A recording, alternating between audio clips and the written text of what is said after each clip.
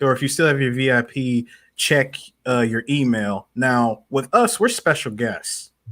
Oh. I don't bother myself with that. I'm that meme of not Ryan Reynolds of Ryan Gosling. Like, I'm sorry, what? I go in the back way. No, see, I'm asking because I want to. I just want to be sure because I wanted to, like, real talk. I'm trying to have a room. I'm trying to get a room because I'm going to be filming. I'm going to be taking pictures. I'm going to be playing music. I got equipment I got to bring. Bruh, I don't know. We got to holler at that. But anyway, let's get in. Woo! Are y'all really doing this tonight? I forgot. It's Eve versus Trina tonight. And I was going to, Oh, that's happening? Yeah. Yes. I never in my life have I been so very, very eager to watch two washed ass rappers go at each other. One who said, I got my white man, y'all can kiss my ass. I'm out of here. And the other one who, Trina, let's be real. Your popularity. Keep doing reality shows. No, not even just reality shows. No, not even reality shows. I'm like, let's be real. Your music career jumped off the ground because you kept talking about your ass in every song. But I'm still getting paid though, and you wanted Trina to stop it. You 49 years old. You 49 years old. I don't want no parts of you. All right. If Kia made points about you being trash, and people are like, "Yeah, she right." There's a reason. Yeah, like everybody like, "Yeah, let's praise Kia." All right, no. I remember that. Every Christmas, you praising Kia now, deal. No, I'm just glad she's dragging Trina. You know how long I've been. Only reason why I have no hate toward Trina, I just don't like her fans. Why, D? Because all of her fans are usually trash. You know how, like, okay. You know how, like, women who really, really like Mary J. Blige go do Mary J. Blige bullshit. Mm-hmm. They go hard in the paint. Trina fans are like that too. Yeah, basically their whole intent in life, and y'all can fight me if y'all want, is to give men hypertension. Now, for no reason at all. Look, see, here's the thing. I say that about Megan. I like Megan, but real talk, her music is hypertension music. I want to kill her, and just that's the type of music she makes. It's like I get to call you like Megan every time. I love that line though. I love the line. I get to call you a trick, and I don't get a hold up. No, you get that from me. Trick. I'm sorry. What you call me? What you call you? Just because you an inch taller than me. No. D.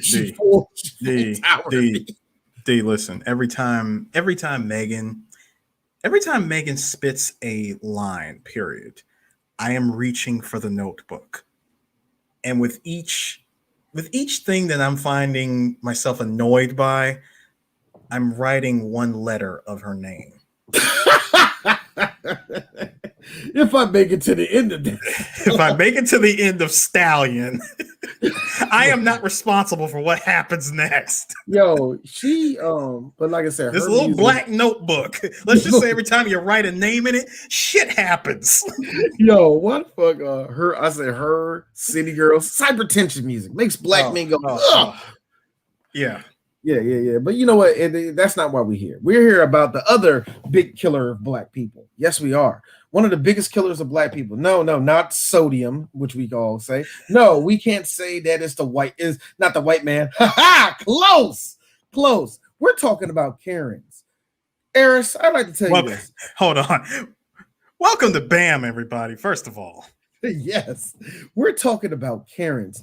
Karenploitation. See, Karenploitation is like any other exploitation movie. You're exploiting the thing that you're really showing out. And that's why a lot of people don't like blaxploitation, because, like, what you trying to say? We live in the hood. There's a bunch of ghettos. We shoot each other. There's drugs and evil white men around. Yeah. Yes, we're kind of off. But with Karenploitation, let's not get confused. Yes, there are a lot of Lifetime movies that can go into Karenploitation, but probably more so. Probably more so than this movie we're going to be talking about. Yeah, probably more so. But there's something specific about Karen movies. Not only do you have to have, Eris, the perfect life, you have to have the perfect husband, the perfect job, the perfect family, and then somebody takes it from you, just takes it away. And the cops will do nothing. Not just life. Dirty life has to take it away. Dirty life. We are talking about the film Eye for an Eye. Now, Chris, and I say Chris, Eris, how did you trip over this? Okay. Because I love the scavenger crap you do. And all of a sudden, bloop, and y'all remember this movie? What? Okay. So how this went down was I was going through all of my VHS tapes. I still had plenty more to go through. And what I love about going through VHS tapes are the ones that you just record and you don't label it. You know the best one? Don't label it. And for whatever reason, this was the day you wasn't looking and all of the commercials got taped. Mm-hmm. That's the other gold mine part about it. Yeah. Because usually you can tell when you was there, because especially me, because I would miss like the first 5 seconds of The Simpsons every time. It just starts in mid sentence, or at the end of yeah. So for me, it was definitely on HBO at the time, and I was recording Spawn, and I just let it go because I fell asleep. So I set my timer to record it and just continue recording even after the show's over because it was a fresh tape. It gets all the way to the end. I get all the way to the end of this tape, and I find this movie. I go, huh?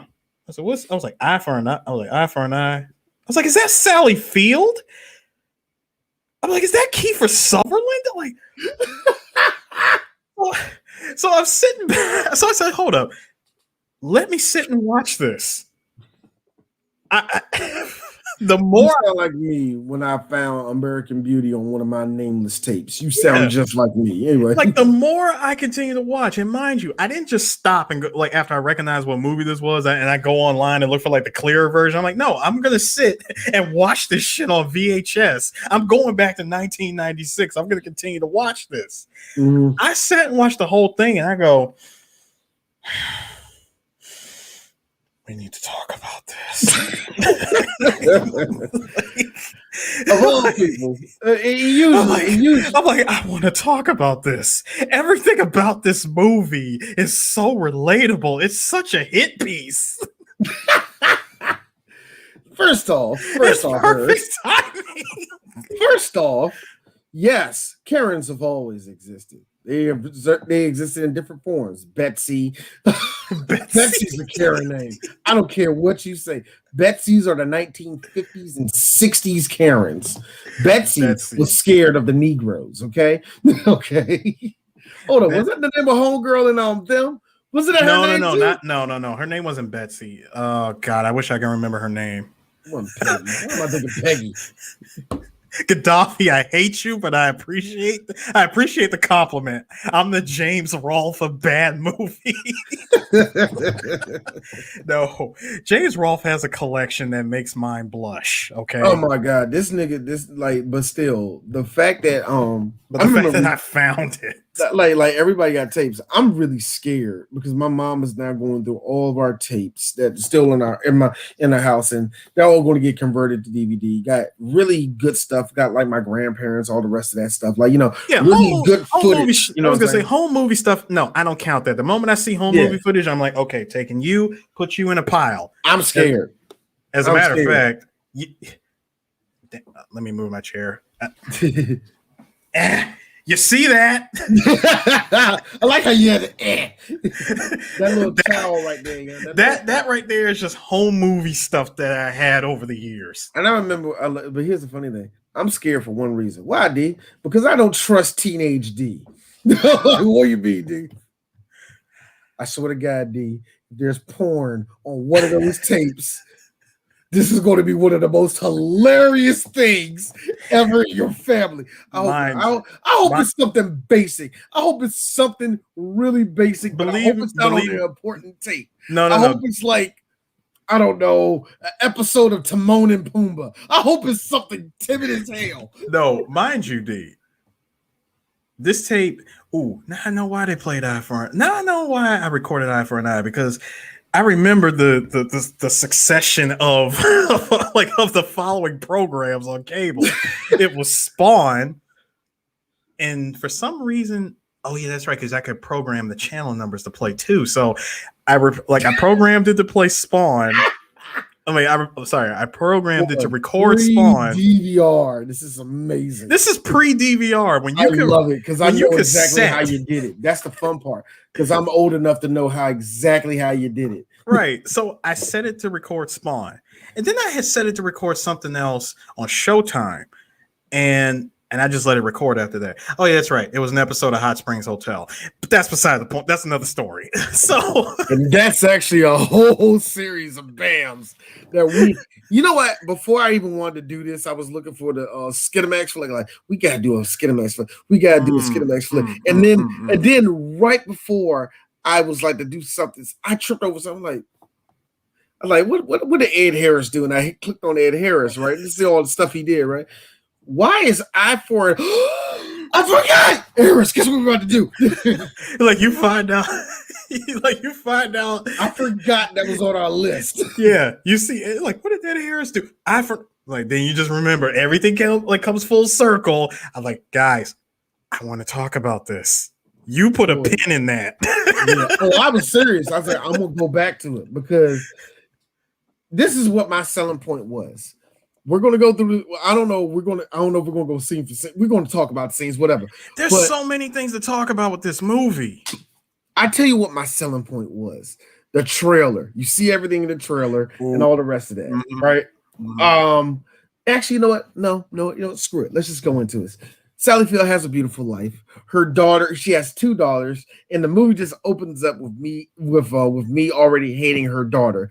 Like, mommy, there's a moth in my room, mommy. And I'm thinking to myself, pussy ass millennial ass kids. Were we a pussy generation? Some of us were. Some of us. No, but the lighter. No, but see, hold on, D. Hold on. To give her credit.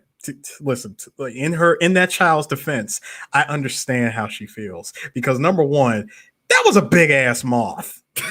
Number two, I'm sorry, is that a moth or a cicada? Yeah, I hear that. I guess.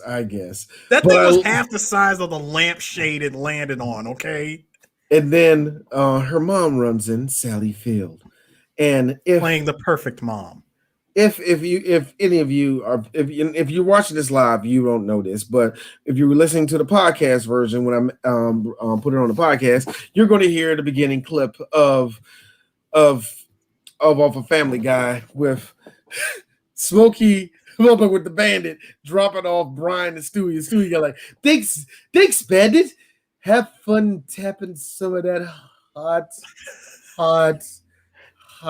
Sally Field. Oh, shut up. I would like to be more than you do. I'm like, this movie tries. It does. It tries. Naked or look sexy. Stop. It really tried. I don't want you to make my history teacher stop. Just stop. In fact, it's good keep it for Ed Harris, her husband. Not no. Okay, since you brought it up, I'm gonna jump ahead real quick. I meant to ask you this: did you like how even Ed Harris as a character? You already know where I'm going with this. Kinda. The scene. That scene where she was feeling herself, okay? Yeah. She'd been taking martial arts, self-defense classes. She fired a gun. Her aim has gotten pretty good on the practice dummy. and Eris, let's not to mention Keith David said, "All right, hold on." And that really made her confidence go up. No, hold on. We'll talk about Keith David later. We will. I'm summing up. He said, "All right." Now hold on. I'm summing up everything with with Sally Field's character. All this is going on. She is super feeling herself. I swear, this was just her really jumping out there and trying, the best way I can sum it up is she tried without saying anything. She tried to tell her husband, "We're about to try something." And because you noticed that she got extra aggressive. Yeah. And first of all, this is white people this is a white people sex scene in 1996. It's going to take another 15 minutes for it to get to the good stuff. All right. Let's just get that out. Let's get that out the way. That, all right.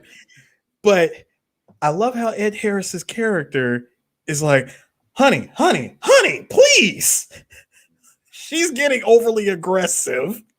When the husband has to stop, I'm thinking, okay, Ed, you're not fooling anybody. You're not doing this because you're slightly concerned of your wife's extra level of aggressiveness. You're stopping her you're stopping her without trying to break character by looking at her and going, honey, you're Sally Field.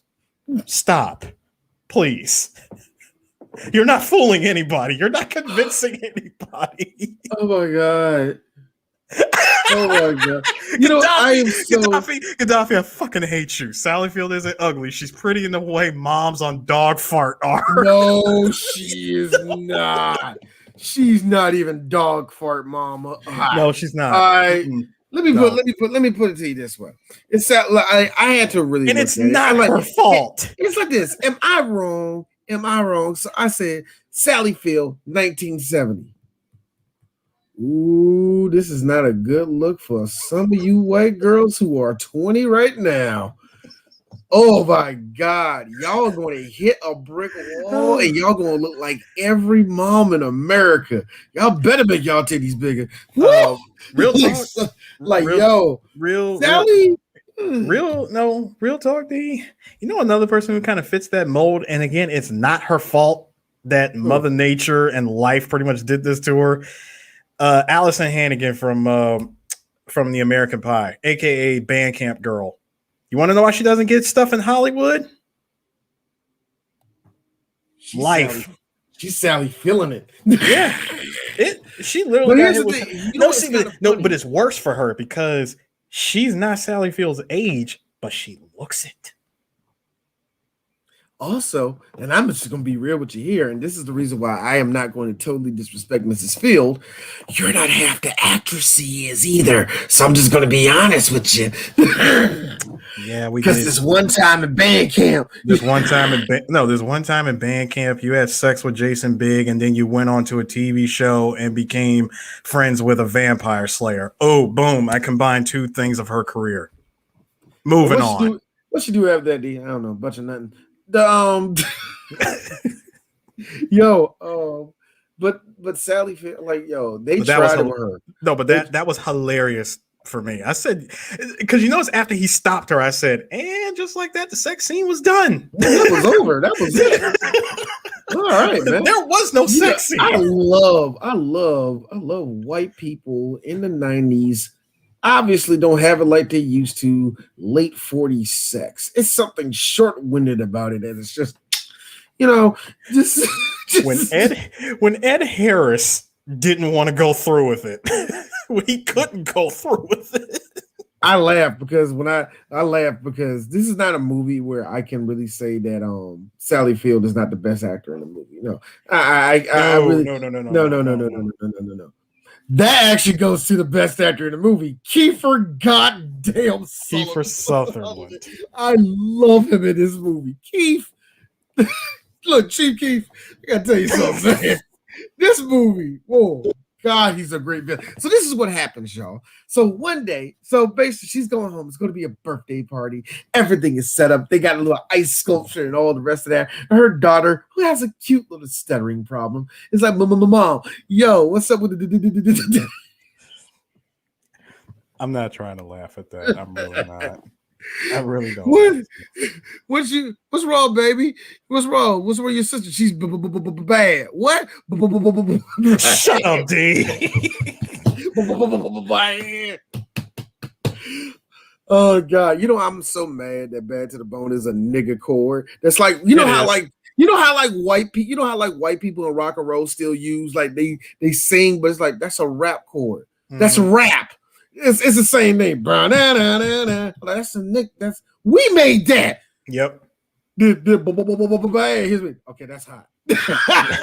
That's hot. But that being said, she's like, yeah, everything's right. All of a sudden, like, hold on, Mom, there's a knock on the door. And I like it because Sally Field has the classic big ass brick with the little itty bitty flip, the little itty flip joke. And the mid 90s cell phone. The standard one. The one that you got the one that made candy cell phones out of until 2005. Mm-hmm. Yes. They kept making that same kind until about 2005.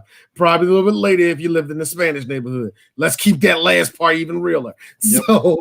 So anyway, I like how she opens the door and all you hear is struggling going on. Let me just be honest with you, ladies and gentlemen. This is a straight up fucking rape scene. Not even just a rape scene. It's a young girl. It's a young girl and it's 1996 HBO level rape.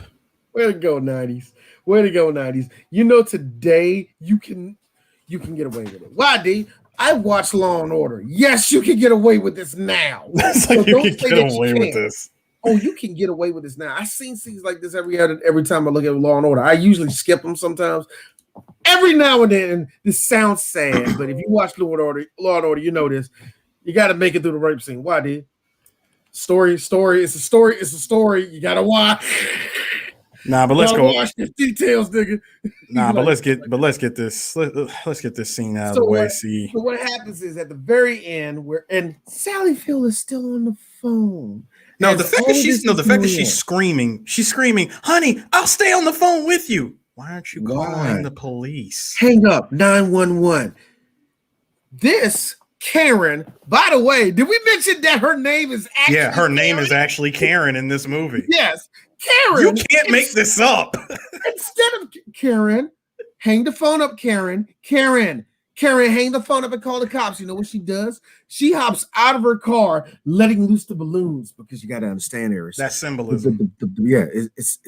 It's her hopes and dreams and all of her trust in fluttering away.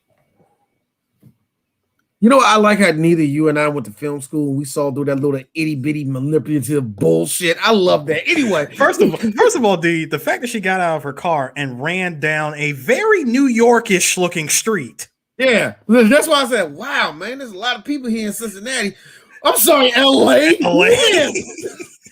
No, this is what I said there. She was like, can you help me, please? Can you help me? She's going to every car with somebody that has a cell phone, and she's like, call 911 for me.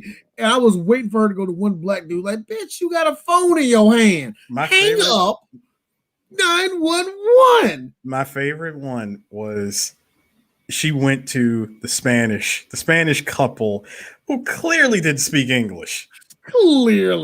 Didn't speak English. She's like, do you have a phone? Like, no speak English. I'm like, and that's how they avoided that shit. They wanted no parts. They wanted no parts of that. The second she ran off, you see that white woman? I said, honey, we can speak English. I know we can speak the king's language, but my favorite part of that whole scene of just pure panic is her running up to the one extra. I'm gonna say extra. The one extra who clearly didn't give a shit. She's like, do you have a phone? Yes. Like just literal line reading. Do you have a phone? Yes. Can you call the police? Like send an ambulance. Like send the police and the ambulance to my address. She's literally firing off like 20 words. 45, 65 down in the Palisades. Down in the Palisades. Okay. And this is I'm sorry, Palisades. This is not LA. This ain't LA. That's New York. I'm like, okay, so she's clearly the East Coast, man. Come on. I was like, so she's in the Palisades. I'm like, okay, yeah, you are definitely in the white picket fence side of California. Gotcha. Yeah, that's the side if you're a nigger. Notice I said PR nigger. I didn't say nigga. I didn't promote If you on my color over there, I think they can shoot you. I think they really can shoot you. Like it won't make the news type of shoot you. You know what I mean? If you trip and fall on like into their front lawn, they have the right to shoot you and get away with it. Just say you probably can do it now. Granted, if anybody's from LA, yeah, you probably can do that now. I don't know. I'm not from that city, but I know it this much. Nah, nigga, I ain't going over there. Tripping, man. That's like going to Potomac. That's like going up at the Potomac, Maryland area without a car. They're just gonna, sir. What are you doing? You're not jogging. Then you turn into Joe Pesci from Goodfellas. I'm resting. Here you're resting. I cannot wait to the day I get the nuts to tell a cop that shit. Yeah, go fuck yourself. No, not them. Wait, go back away. I told you to go fuck you. Yeah. I'm sorry. I just thought about that. Oh, Joe. So the part that gets me is that with all of this going on, finally, Kiefer Sutherland picks up a big. First of all, the ice sculpture. He knocks over the ice sculpture because again, rape. Not just rape. First of all, what just rape is the fact that she got an ice sculpture for a 4-year-old's birthday party. Now, I ain't gonna go there, but I'm gonna say this. Moving on. Dude, first of all, we see a East LA. I'm done. First of all, you see you don't see Kiefer Sutherland's face. You're just seeing hands and a clearly I work in a gas station button up. The jumpsuit, the overalls. My man lifted up that ice sculpture and fatality. That's what it was. I have lived straight fatality. He sub-zeroed the living crap out of her, man. So now you probably asking yourself, hey, dude, straight sub-zero. So it was a rape and murder. So it was a rape and murder. Unfortunately, yes, it was. That's his and it was something I questioned, but I was like, no, actually, that's his MO. But we'll get into why I kind of questioned all of that. But anyway, she, for whatever reason, Sally, because she ran track in high school, ran all the way home down to this Palisades, and I like how her white privilege kicks in instantly. A black cop, ma'am, slow down. I live here. And she's like, and the brother like this. It's a hysterical white woman. I couldn't stop it. It's a hysterical white woman in 1996. What can I do? So it's all I'm saying. It's a big sad thing. It wouldn't mean anything. No, it wouldn't mean anything. It wouldn't mean anything until several years into a decade and a half later, when you could actually shoot said white woman. Look, that came out very wrong. It sounded fucked up. I know what you meant. Yo, I like but anyway, so we had to get that scene out of the way, because at this point we're going to jump everywhere, because this dude, because of what we find out is actually Kiefer Sutherland. It's like, oh my god, so he goes to trial. Yes, they're going to get their day in court. It's lovely, because the whole time they're talking, deliberating, they're deliberating. I like how they're like doing something like, hold on, everybody come up to the bench. Ed Harris. See, honey, what they're doing right now. He mansplains for 5 minutes to Sally Field through this whole scene. Oh, wait, now they're doing this. Wait, before that, before all of that, they go to the police. And the police is played by our boy, Joey Zaza from Godfather 3. Joe Matarananga. Or as I like to call him, Fat Tony. Fat Tony. Where's the money? Where's the money? I love it. God, you're right. I know this wasn't him. Yeah, that is Fat Tony. And I know this wasn't him, but I got to say this line. I can't believe what I'm seeing. 4 crusties. I'm seeing double here. 4 crusties. So, no. But just to show, and you know what, Gaddafi, yes, I agree with you. Sally used her white privilege to fast travel. Oh, yeah. Because how are you going to get out of the car? You get out of the car. You ran all the way to the Palisades in the middle of bumper to bumper traffic, and you're able to get back to that car and it wasn't stolen. You know what? That was another thing. Angie said it. So she just left that door wide open, whipped the keys in the car. Just gonna say it. There was a crackhead in 1994. I'm 96. All right, nigga, gang. But no. It's LA in the 90s. That went right to a chop shop. Yeah, instantly. The doors in Mexico. But when they got to the police station and they're going through they're trying to figure. Well, first of all, the cops are trying to do their job. Like, ma'am, can you give us anything? Does your daughter have this, and this? Like anything that could have led to this. She's like, no, my daughter was a good kid. Ed Harris getting his one moment of I'm not gonna say Karen, but his one moment of just being a white man living that white picket fence life. Like, can't you do anything? Can't you, why aren't you out there trying to catch this guy? He's trying to gather information. Well, you need to do your job quicker. You lost a little girl. Right? I mean, let me make it true. Black people do that too, yeah. But the cops usually like, yo, get the fuck up out of here. That's how they talk to us. Hey, yo, cuz, we just told you, bro. We ain't got it yet. We just started, yeah. Mom, man, go. Bye. We just started. That's how the cops treat us. White person, what's happened to my baby? Come with me, madam. Would you like a Tootsie Roll? Speaking of which, no. Wait, you gotta do it the right way. You give him a blanket and cocoa. Yeah. Make sure you do this. God, I ain't got no liquid in this motherfucker. But I ain't got no liquid in this motherfucker. This is my wife's coffee cup. Thank you so much. Oh, actually, no bull crap, and we didn't see it in this movie, but that is a Karen move. 2 hands. Yeah, 2 hands. Over the mud. Sipping so like this. And her asking 6 times before the scene is over, but you're going to catch him, right? You're going to catch him, right? You're going to get this guy. Ma'am, this is the Los Angeles PD. We don't have nothing else going on right now. I said, well, ma'am, it's 1996 and we have, listen, ma'am, it's 1996 and we have not beaten up a black person yet. It's a new year. Don't you worry. It's a new year. Anything could happen, but don't you worry. We got a bet going on that one of us is going to kill Tupac. Fingers crossed. Also, it's been 25 years, so I can laugh at that joke finally now. And you know how long it was for me to actually make a joke about Tupac's death? It took me a minute.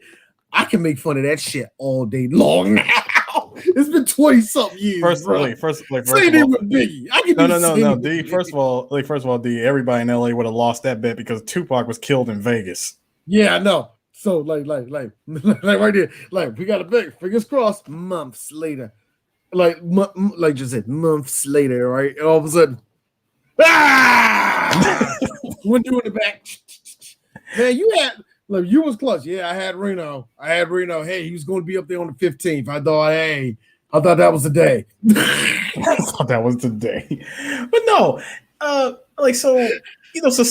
skipping past the cop scene. We cut back. Speaking of which, I like how actually, no, you're right. I think I know what you're about to do. Go ahead. I was gonna say, skipping past the cop scene, we go back to the courthouse scene. Like you said, the mansplaining from Ed Harris was perfect. Speaking of which, real talk, all respect to Ed Harris. I'm actually glad you're in this movie. I finally get to talk about you. He's actually a great actor. He was great. Ed Harris is a great actor, man. I enjoyed him. And even though we're taking we're taking the piss out of Sally Field, she's a good actress. I have nothing against her. Oh, 100%. Good guy, you're a plain ass white woman. Anyway. See, I can't. As much as I want to say that this is like a Karen, like we're calling this Karenploitation because hey, I coined that phrase and I'm sticking to it. No, patent pending. So, even though it's in this movie is in that category, this really is nothing more than a vengeful parent movie. Yes, it is. Yes, it is. And I was trying to figure that out when we was what was the other Karen movies that we could do. There's quite a few of them, and they all have different degrees of what makes them a Karen movie. Now, there's vengeful parent or vigilante because I really have to kill these people. They gotta go. And that can go for a woman or a man. All right, Single and then white female.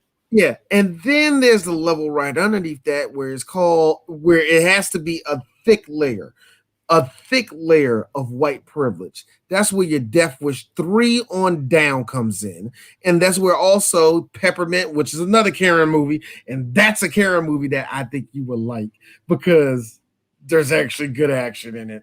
There's two good scenes where somebody gets plucked, where it's like, hey, Jennifer, I don't like you. But that was awesome, Electra. That was awesome. I remember Chris said, "See, no, it was something that happened when she got that dude." Chris like, man, Electra don't play. Anyway, but yeah, it falls into white privilege, and then it falls into what I like to say, just straight up Lifetime movie, where it's like it doesn't even abide by the rules of Karen. This is just pure white woman. You know what I mean? So there's different levels of it. You know what I mean? But yes, this is a Karen movie.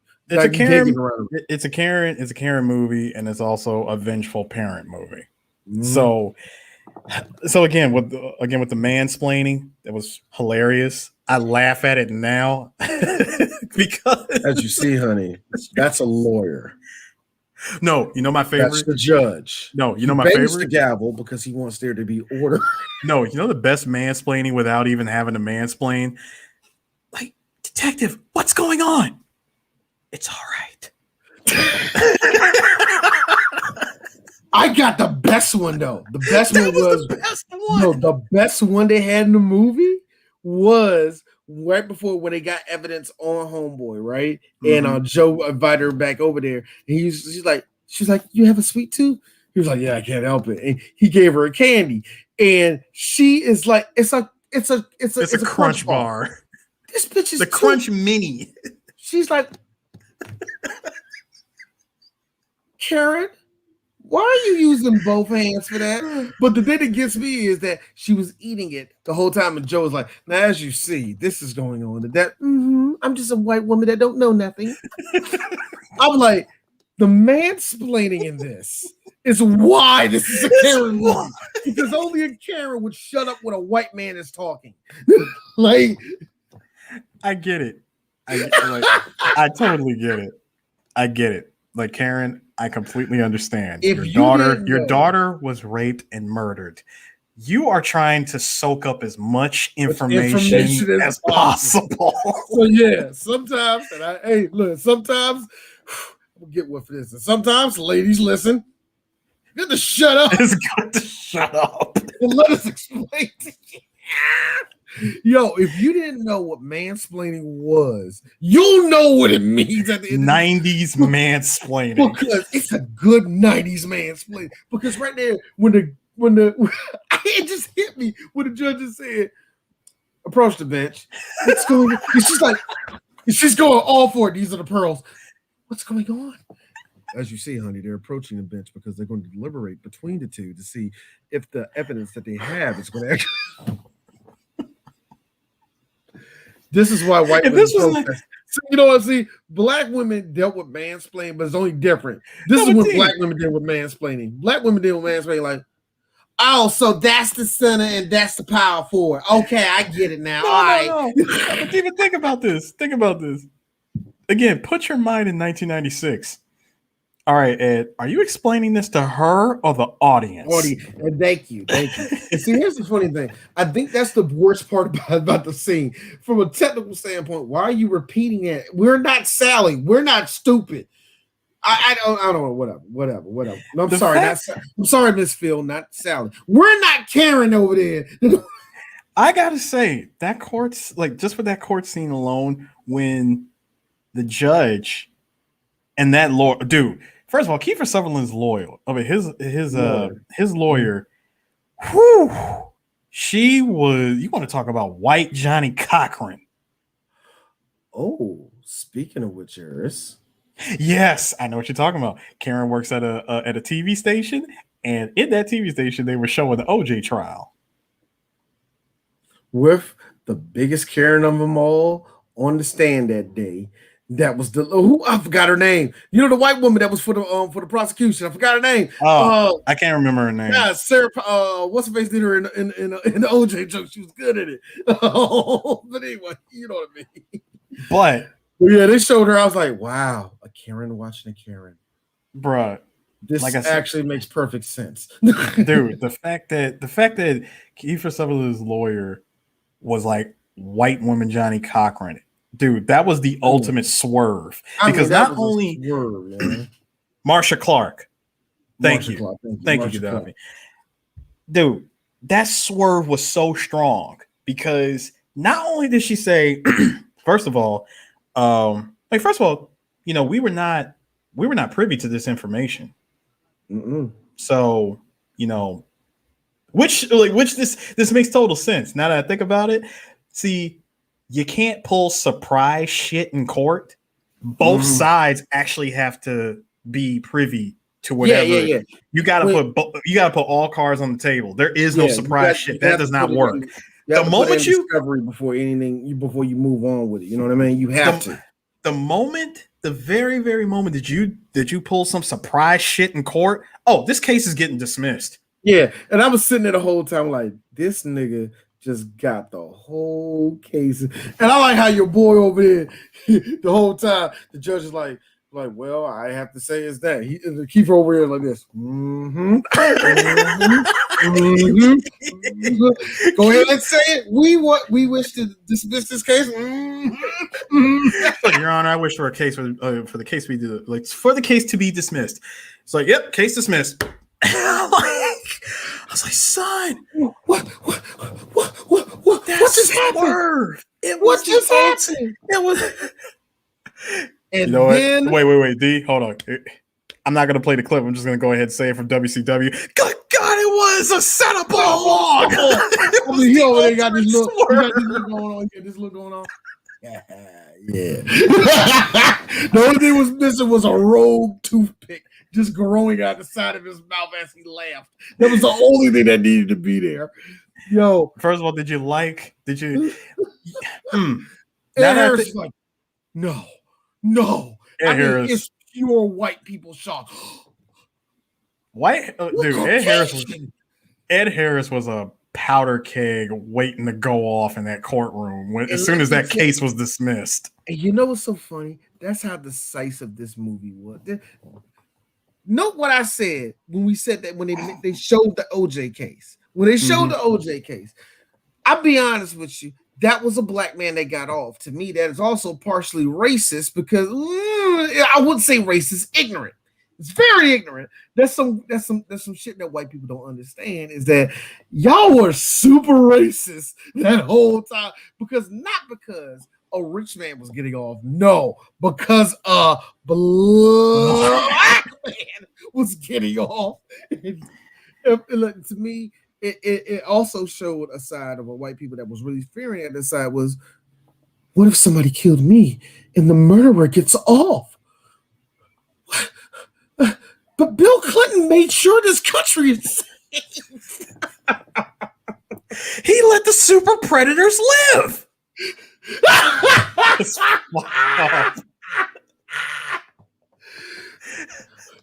Dude, what was the crime bill for? Actually, they said the crime bill was working because it was Kiefer Sutherland. It was a white man that went scot-free off of something that he clearly did. How is it possible that and I'm just going to be real with you. It sounds disgusting. It sounds messed up, especially when it's a racist reference to. But guess what? This is a movie, and let's just be real, Eris. You and I, we talked about Baba Black. So when there's blood and semen, that thing there was a bukkake party, and that nigga had all his shit everywhere, and he still got off. If a black man coughed wait, D. He still got off, literally. What is going down? Yo, listen. Listen, how is it possible, Chris? No, wait, dude. Listen. None of us here at Three Black Geeks and Bam, we do not condone the actions of Kiefer Sutherland's character and rape. But no, we do not. Now, we don't even condone his actions. We don't even condone his actions for Metal Gear Solid 5. Wait, dude. That said, these are just jokes. All right, these are just jokes. And look. See, Gaddafi, I fucking hate you. What did you say? He said, I need Allah. Yes, you do. Like I said, these just jokes, all right? This is a 1996 movie. The statute of limitations is done, okay? Look. He had too much fun in that room. A black man could cough in a room 7 years ago, and they will find DNA of that. So you mean that's that nigga? That motherfucker was working it on his own, living the best life. You going to jail? What the hell? Listen, Kiefer Sutherland, as he was sitting in the courtroom. Oh, you want to know my? This is another. This is another Karen moment that I'm so glad they showed Sally Field's reaction. Your Honor, can my client's cuffs be unlocked? So Sally Field was tight. No, she was so tight, man. She's like. Oh, how dare they? How dare you? Bro, as soon as Kiefer I am a woman of the Palisades. My man Kiefer is leaning back. And I have deserved the respect of someone. Dude, Kiefer is leaning back like this, tapping away. Just tapping. Dude, he's just tapping away. Nigga doing the Green Hill Zone with his fingers. He's just tapping away on with his fingertips. And again, you could tell that. No. Eris, what was it?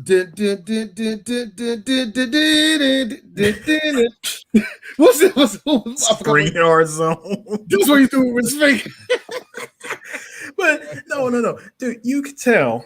First of all, that wasn't Kiefer Sutherland. That was time skip. Venom snake that walked in that courtroom because my man's mullet was on point. That was a mullet. That's a mullet. See, I think mullets also go off like with black people with dreadlocks. That's a dude that smokes crystal or sells crystal. What is it? Let's be real. That we saw Kiefer's character in this movie. Ladies and gentlemen. They got this idea from Snake from The Simpsons. All he did was missing was the cigarette. It was just a cigarette pack under his sleeve. Bye. and then, as soon as he gets off, go ahead and do the line, D. I get off because it's this line that made me say I'm watching this movie. He leans over to Sally. Look dead in her eyes like the big nut G he was and said, and I quote, "I'm so sorry."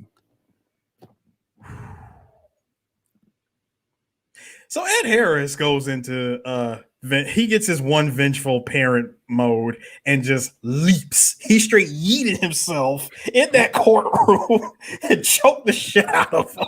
See, if that was a Three Black Geeks production, it would be clearly you would be throwing a dummy off stage. Yes, I'm throwing a dummy. My hand when we toss the dummy, and you just see the flag.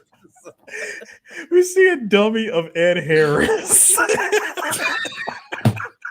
It's not even hair. There's no hair. It's like a thin layer of fabric that's supposed to be hair. What's making me laugh is that I think when we throw it, the one arm is like stuck in this way, so it looks like it's just.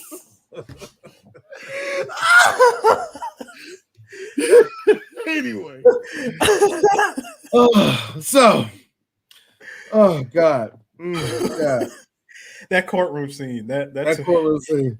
That's a lot out of me. Magnifique. The person that directed this movie directed one of the best movies of all time, which is Midnight Cowboy. And I gotta say, wow, nigga, high school used to be the man. Damn, homie. In high school, he was the man, homie. Yo, because he did Marathon Man, I think 2 years after that, which is actually another great movie. Marathon Man is a really great movie. Yeah. He did a couple of modest hits after that, but that's about it. And when I say modest hit, this was a modest hit, and I guarantee you it didn't make budget. I mean, it made budget, but I guarantee you after advertisement, it probably didn't make a lot of money. It probably cleaned up a little bit from like HBO stuff, selling this license. But I highly doubt that because I barely see this movie. I had to mention that because this whole D, you wasn't lying. You want to know the budget for this? The budget if I'm mistaken, it was 20. It was 20 million. This movie's budget was $20 million. Guess how much it made in the box office? It was like 23. This movie made $6 million profit. It got his money back plus $6 million. And let's be generous, 3 million of that went to advertisement. So you made about 4. You made about 4. Not to mention, D, this movie received a shitload of negative press. I mean, and it deserves it. Let's just be real. We're not even through with this. It kind of deserves it. Does it deserve the whole 8% it got on Rotten Tomatoes? That's probably a little bit rough, but I ain't saying raise it. I ain't fighting for it, but that's just how it is. That's how it is. But yeah, man, I had to mention the director because I actually looked at it. It was like, why they put his name up there? Like it meant something. And I looked at everything like, and there's a lot of nothing until 1990. No, that wasn't a good movie either. Wow. Okay. Some people fall down steps, man. I'm just saying.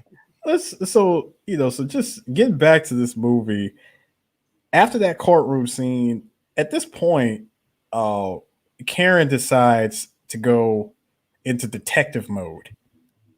Like she starts following this guy. Like all Karens do.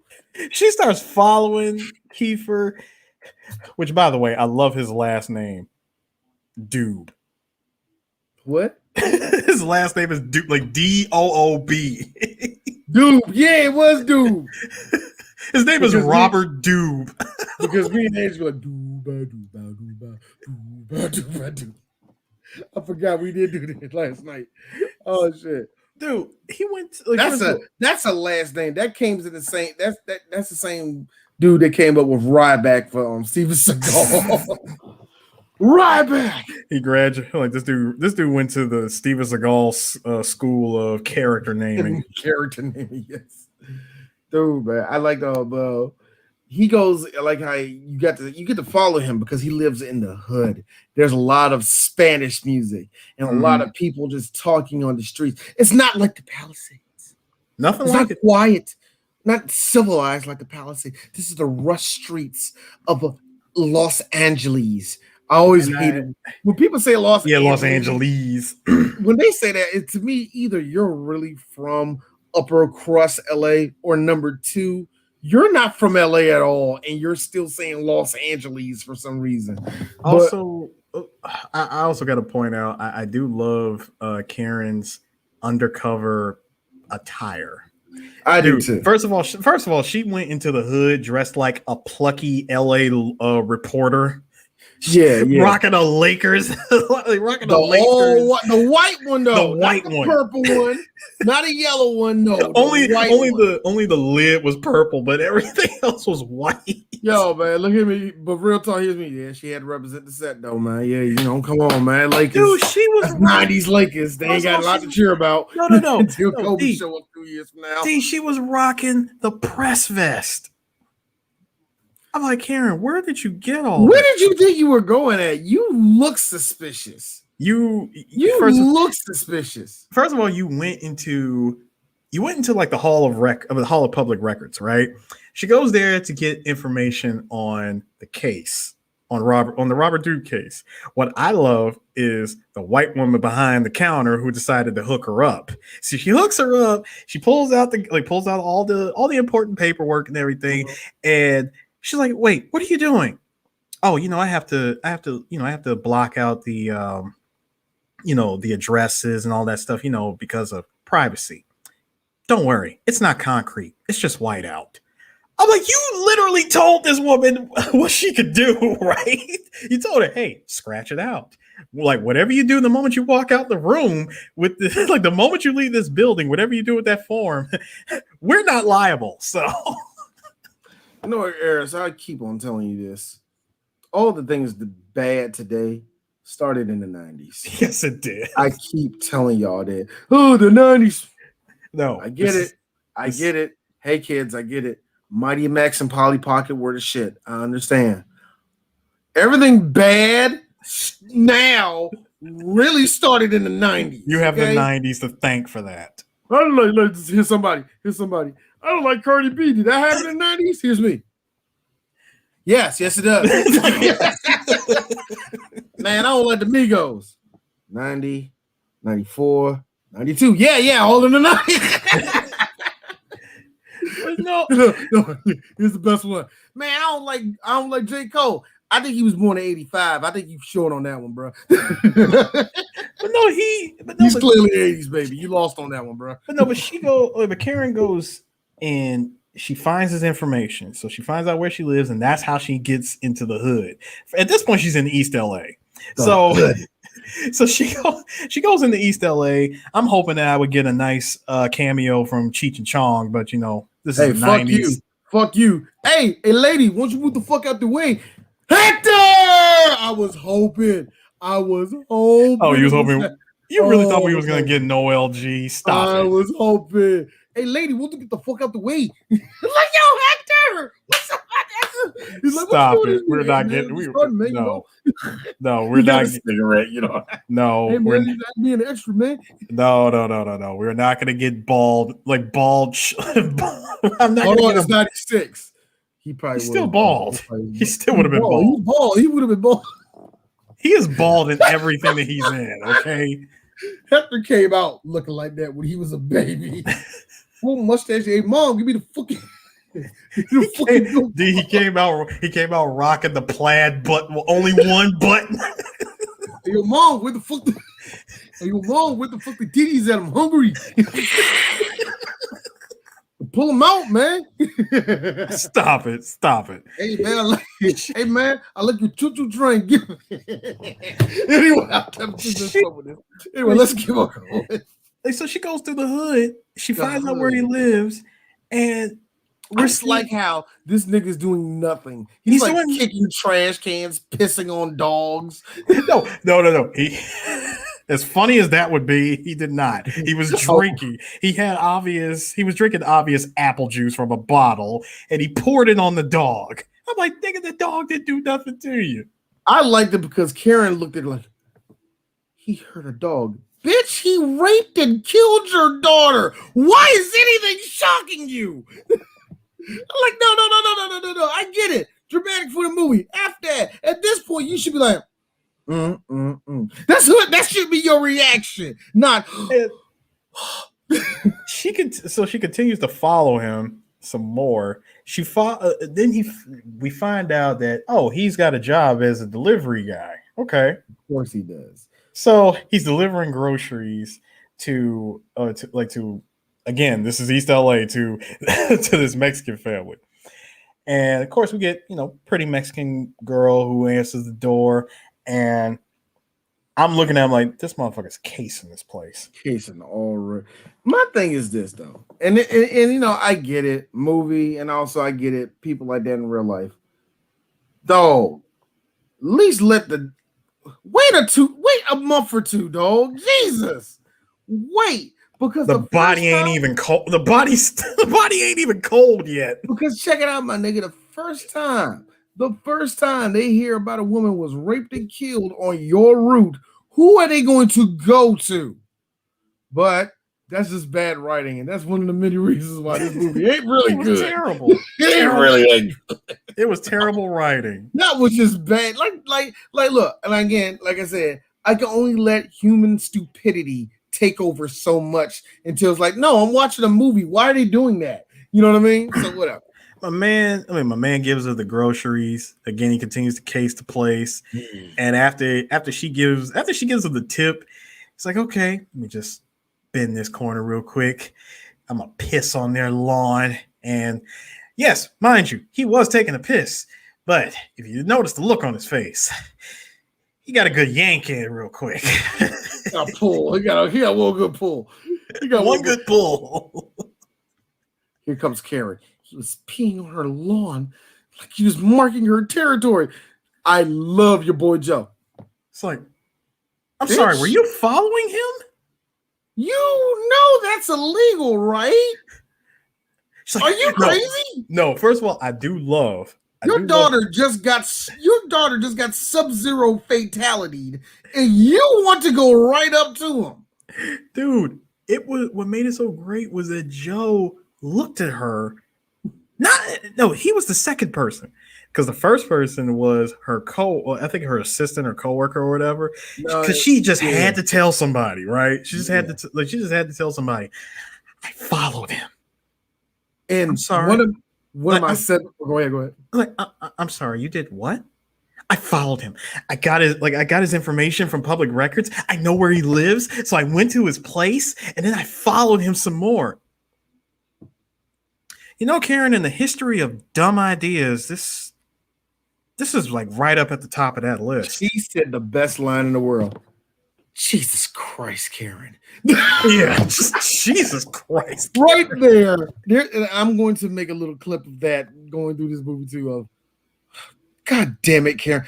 Karen, no, Karen, no. Jesus Christ, Karen. This is different, Karen.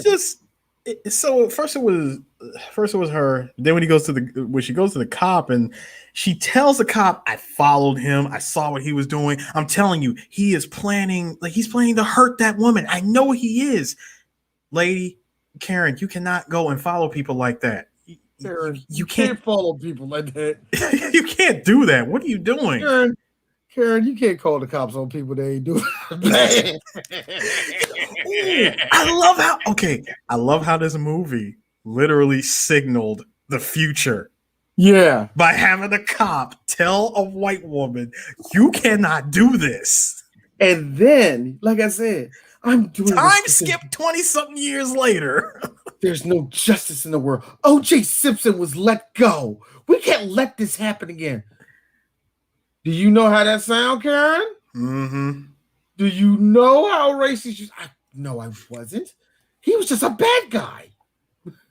All right, cool. I got a question. Did Beretta do it? Huh? Almost got you. Seriously? No, watch it. Now here's the funny thing. I bet you think Michael Jackson do it. What? No? Huh? That catch you on guard. Sorry, what? She thought Michael was innocent, but you thought OJ. Anyway. Well, Karen's response is quite easy, very simple. Well, Michael Jackson made Thriller, so no. What did OJ do? Catch a football? Woo!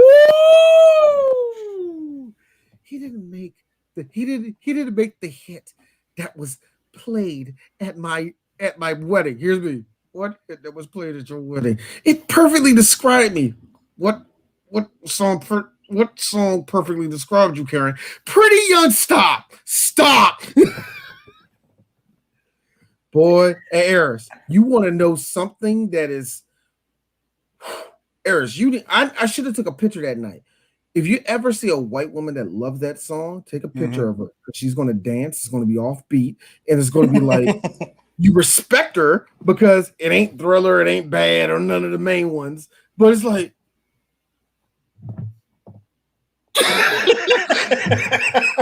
look at this nonsense. Look at this shit. First of all, and he got that one drunk nigga. Hey. First of all, D, let's understand this. You have a cop telling a white woman you can't do this sort of thing. This is not the first time this has been done. Let's rewind the clock back a little bit. There was another white woman who... Hysterical, mind you. There was another white woman who was already pegged as being crazy to begin with. And the cop told her the same thing. What are you doing? Why are you going to the hood? I killed the guy that you're trying to look up information on. I shot him, okay? Yeah. I'm talking. It wasn't in L.A. It was in Chicago. And yes, I'm referring to the first Child's Play movie. I don't Why know are you digging? Why was she even on the... No, I got you another one. Another Karen that had no business in the hood. Fucking Candyman. Oh, see, first of all, what was she? A profiler? No, or professor or something like that. I forgot, like a researcher. Something like that. I know she was trying She didn't need to be in the hood. That's she had no business being there. You had no business. You had no business being around all that 90s orange tint. Okay. Be real, D. That movie was like 80% orange tint, orange color grading. It was 80% orange tint and 10% Tony Todd busting out speakers with his bass. But after Joe tells it, no, don't do this. I'm sorry. I just saw the bee thing in my head. I'm sorry. I had to shake down. So anyway, so her and her husband, they get invited to a church, that's kind of one of those group therapies. What's that? Support groups. Yeah, like one of those support groups. That's when we see Donald Loge sitting there being a character actor that he's always going to be. No, really good actor, actually. No, real talk, D. Real talk. We're seeing two of the best actors in this movie, Donald Loge and Keith David. Technically, any other day, this will be any other movie, this will be actually a big fight for us to say, who's actually the best actor in this movie? And I say, nay, none is touching Kiefer Big Dick Sutherland in this movie. Kiefer Sutherland literally stole full 3 country miles. He stole the movie from everybody in all honesty. But yes, he did. But no, between Tony Luge and Keith David, again, I'm not gonna say that they were underused because they weren't. Yeah, they were. I mean, Keith David was to me. You think he was underused? Didn't say enough lines. I didn't get to hear his clear voice talking like this. What you mean? I ain't get him being excited. No, you can't go over there, Karen. It's not. I ain't getting one of those scenes from him. That's. Doesn't matter though. Given his character, no. See, I didn't need any other lines from him. I really didn't. You want to know why? He said the best line in his best line in that movie was holding up that picture frame. They never did catch the guy that killed my son. How did that clip? How did that little thing? And I tell this to a lot of people when it comes to really looking at movies. How did that tell more of a story than what we sat through in this whole thing? Speaking of which, also this is another thing of bad filmmaking in these sense. It only works in 2 cents. If you're making a Guy Ritchie movie, this is fine. But if you're making a movie like this is bad. You cannot bust your nut of killing somebody that early in a movie. Oh, yeah. Okay. That happened within 7 minutes of the movie. No, D. 6 minutes. 6? This movie shot its load 6 minutes in. And I know it's a terrible shot its load rape scene. Fuck you. This is BAM. We're already doing this. The point is... No, you cannot do that. That's bad. That's bad. I don't know what was going through the writer's mind. It just said, okay, we're gonna have all this happy white shit going on, and then for 2.5 minutes. For 2.5 minutes, we're gonna build up some very mild tension, and then out of nowhere, I'm just gonna have the movie say, "All right, let it rip." And you cannot. It's like this. Okay, now everybody, this is the Leon. Leon Jenkins. That's what it straight up did. How you like, yo? You just read it, yo. Law and Order at least waits before his look. The Law and Order, they won't show the rape scene. They just show this. What's wrong? I think I've been raped. Boom, boom, don't. At least they do that first. This one, show it. And if you were to do, and if Dick Wolf was doing this movie, first of all, there would be no sound. It would just be 90s saxophone and just visuals. We're seeing the action take. We don't even see the rape. We just saw the aftermath of said rape. And also, if this was Dick Wolf doing it, instead of Keith David, it'd be your boy Ice-T. They ain't never found who killed my son. And this is LA. So this is LA, and this is Dick Wolf. Ice-T's in this movie. That's a great relationship. No, I really would love to know. That's the one question I would love to ask Ice-T. Your relationship with Dick Wolf, how is it? You've been in 4 of his shows. Mm-hmm. I want to know your real relationship. Are y'all friends? Yada, yada, yada. I'm pretty sure he does have something out there talking about their relationship, but that's just a question I would like to ask you. Like, yo, you've been in all his shit. Like, y'all homies. I can't stand this motherfucker. He just paid me good. But he hooks me up. Hold on. Gaddafi just said something. And you know what? I agree, Gaddafi. Keith David has a voice perfect for exposition. Yes, he does. And they don't even use it. They don't use it. They don't use enough of him. But I'm going to say this. God forbid. What? Mexican Hector, the Sid of LA movies. Oh, yeah. He is the Sid of LA movies. But no, I'm going to say this. God forbid, when the time does come and Morgan Freeman is no longer with us, I need Keith to step in. I need Keith to step in. Dude, you were the voice. Like, Keith, never mind the voice of Spawn, okay? Never mind that. Never mind the fact that you were in The Thing and They Live, 2 of my favorite John Carpenter movies. Mm-hmm. You were the voice of getting motherfuckers to join the Navy. In the 90s, all I had to do was hear his voice. But no, seriously, that one line of his, was like perfect. He said, I wanted to see, you told a story that I will never see. And yet you felt it because you saw it was a good pause. You saw it and a lot of actors, it's not their fault for some actors. You could just see the look in their eye. And some knows how to make that look. He made it look just like his kid is not there no more. He misses him. He could see in his eyes I really want to get the guy who killed my son. Yeah. You see it the whole time. Dad beat out Sally Field for a whole hour at this point.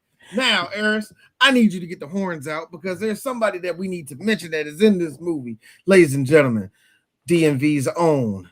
She is teaching Sally how to fight. Ladies and gentlemen, Cynthia Rothrock was in this movie, y'all. Play them Jamaica horns for me, nigga. Play them horns for me, nigga. Hold on, wait. Stop. Are you serious right now? Cynthia Rothrock was You didn't see that? She was a self-defense teacher. Oh, yeah, that's right. Hold up. She was okay, you know what? You're right. She was a self-defense teacher. You got it. I got you, D. Hold up. I got you. Cynthia, no, for real. We really need we need something to say. It was a super blinking and miss it. It is. And for 2 seconds, I thought don't get excited, Gaddafi. Yeah, it's really a blinking and miss it. All she did was the usual Cynthia Rothrock. She has a voice to make you think, can you act? And she does what she does best. Laugh. Right. Very good. No. Raise your arm up. Perfect. Beautiful. Laugh. Right. And there she goes. Cynthia, hope that $3,000 was nice. Your Jeep Grand Cherokee is awaiting you outside. Hold on, dude. What year is it? You're 1991. 1991 Jeep Cherokee is I'm wrong. I'm so wrong. Like Cynthia Rothrock. I love Cynthia Rothrock. No. Cynthia Rothrock got the remaining funds. She got the remaining funds that she couldn't get for Tiger Claws. Yo. Yeah, he's like, what you gonna do, Cynthia? Well, go buy 5 of these China O'Brien's DVD. I'm about to buy 3 of these China O'Brien VHSs. Try to flip these motherfuckers. We'll put my signature on this motherfucker. Dude, wait, did he give you a copy of the movie? Cynthia? Nah, they broke, nigga. So yeah, she's. Hold on. Let's do Cynthia right. Cynthia, what'd you do after the movie? Well, I went home. I played me some Rare Essence. Oh, no, she don't. No. I'd be surprised if Cynthia knows what a go-go band is. I'll be shocked. I don't know, dude. Would you Who would you believe more, Cynthia Rothrock or Glenn Close? See, that's the funny thing. I want to believe Glenn Close at all, man. At Even least though, Cynthia lived in DC, in the DC area long enough to probably know what it is. You know what I mean? I doubt she would. Glenn came out there like, nah, I used to fuck with them niggas back in DC. I'm like, nah. My man just look. Like, I used to do this jazz artist down in DC, play the piano. I'm dead serious. I'm staring at my TV when she said all this. Like, yo, and really, look, and everybody, here's the fun part. So everybody thought it was fake. No, Glenn knew what she was talking about. She knew what she was talking about, and yet here I am. One doesn't say the whole backyard. Nobody says that. That is not, that don't know whose backyard is. She's saying all that, and I'm going, Glenn, I'm really debating whether or not you deserve this aluminum foil barbecue plate. I know, right? Like, do I give this to you? It really felt like that was too easy.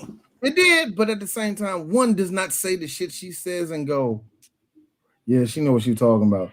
Second, she said backyard. It was like, uh-oh. She ain't naming the old band. She said junkie. She said back. I'm like, oh shit. Gaddafi, I will agree with you. Cynthia Rothrock is the female Scott Adkins. You don't get her to act. Yeah, you don't. You don't hire her to act. You just hire her for the 1v1. And it was actually looking at this movie. I actually came up with the idea that you and I might do it. It's the movie with her and Michelle Yeoh. I'm thinking about that, but I don't know. The only reason I say I'm thinking about it because if it's nothing to talk about, But you know how it goes, man. Yeah, I goes. So, but before she's learning, self-defense and all that, it got me that everyone was talking. First of all, I love that out of all the people that was in that support group, we got to see alternate reality Triple H. Hi, Donald.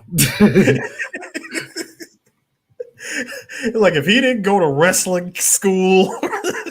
Yeah, this is Triple H. If you say, WCW didn't want me. I'm going home. Getting fat. I'm gonna rock this ponytail forever. Yeah, it's never going nowhere, man. Am I right? Yeah, fucking Motorhead. Yeah, dude, he was.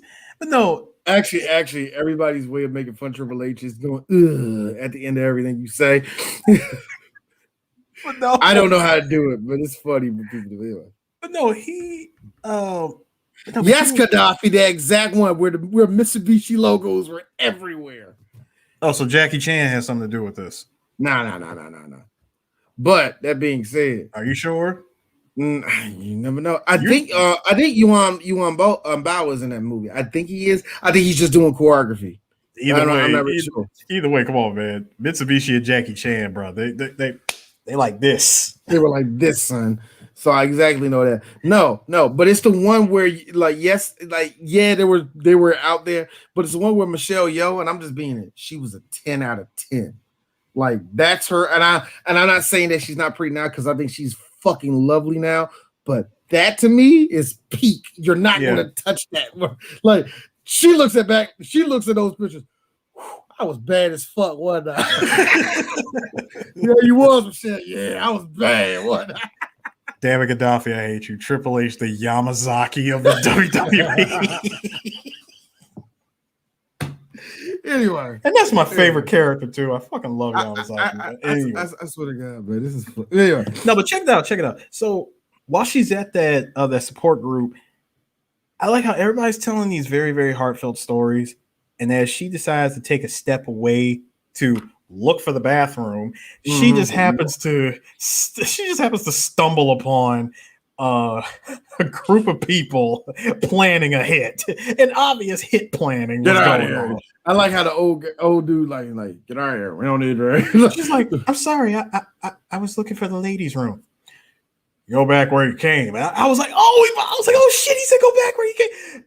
He's actually giving legit directions. He's like, go back where you came. Go down the hall. It's to the right. Can't miss it. And I like how she took 2 steps away from the door. You think she heard us? Yeah, we heard you. I was like, you do know she heard everything. she knew what was up. Game is game, dog. Yeah, I know, man. I don't know what you're over here trying to hide, yeah. So I mean, because it was all like, first of all, you seeing Robert and you see Daryl Lawson. That's his name. Good Daryl Lord. Lawson. Daryl Lawson. The old white guy. That's Daryl Lawson. That's so you see Daryl Lawson and Keith David obviously playing in the hand with the Gratzes. That's the family who obviously wanted street justice. Street justice. Straight up street justice. Now, she just happens to befriend a black woman. Yes. The only, no, not the only one. There was actually another black couple there, but no, she's friends with the one young sister girl in that whole group. And I like how she showed a picture of her son, and I said, "Oh my God, we got a Fresh Prince connection because that's little Nikki." Yay! Is there something you just know? No, there isn't. No, not at all. No, there is no connection. Not one connection at all, though. Just seeing that little kid there, I'm like, yep, that's him. He had a pretty interesting career because 1996 was a very interesting year for you, sir. You were in Fresh Prince of Bel-Air, this movie, and Independence Day. It's a busy year for him. Yeah. His parents like, so you gonna be in something else? I just want to go play. That looked like a kid that constantly wanted to go outside and just run. That's a nigga that didn't want to work. Yeah, you can tell, man. Motherfucker got out of Hollywood and never came back. God, just like homeboy Juarez from Bernie Mac show. Yeah, he resurfaced recently. Yeah, I heard he was like, did he? He was doing something like small, wasn't he? Dude, he was doing everything: retail work, real estate. He did everything. He literally stepped away from the spotlight. But anyway, that's another story. So Sally, once again, she's trying to dig more information on this guy. I like how she took the time to go to that Spanish woman's house. First of all, the woman clearly doesn't speak English. And I mean, not a lick of English. She doesn't even she's not even understanding whatever you're trying to tell her. I do like that she goes, "I'm sorry, do you speak English?" She's like, "No English, no English." No. She clearly, she's like, "Oh, Jesus Christ!" Like, that's her problem. She's like, "Oh, Jesus Christ." Okay, so she tries to explain. She tries to explain the. She tries to explain that guy that came to your house, he's very dangerous. He's a mean hombre. A mean hombre. She just said, dude, she said a whole bunch of English and the word hombre. I'm like, this woman is confused. She's not getting none of that. Thank you, Gaddafi. Yes, he was in the Angry Video Game Nerd movie. Yeah. But anyways, she's trying to explain all this stuff. Then the husband comes home. I'm like, damn, I was like, nigga, where'd you come from? Get out. No. We don't care. You're scaring my wife. Is you making my wife upset? Son, like, dude, he's yelling she's yelling at Sally in plain English. Sally says, "I'm sorry, do you speak English?" You can't make this up. Karen. That was a Karen move. I don't know if that was a Karen move or a border. No, D. Hold up. I don't know if it was a Karen move or a borderline racist move. You know, Aries, I got to be honest with you. With most stuff that Karen does, she's completely unaware of just how racist that was. You know what? Karens to me fall between ignorant and blissfully racist. No, they fall between, I would know, straight up racist. I was just say straight up racist. Straight up racist. Beyond straight up racist is Hitler. Because at that point, you want everybody to have blue eyes, blonde hair, and somehow your penises be way bigger than black men's. I don't know. I feel like there's a balance anyway. I feel like there's a balance issue with that anyway. But the thing that killed me was that the second she leave, homeboy is going off with his wife. I'm looking at that the whole time. I was like, yo, so let me get this straight. And I just say this as something minor. I have noticed I noticed that every Spanish person in this movie is seen in some type of negative or secondary light. I noticed that. Mm-hmm. Black people were the support crutch in this movie. If you notice that. Yep. The two black characters are helping the white woman.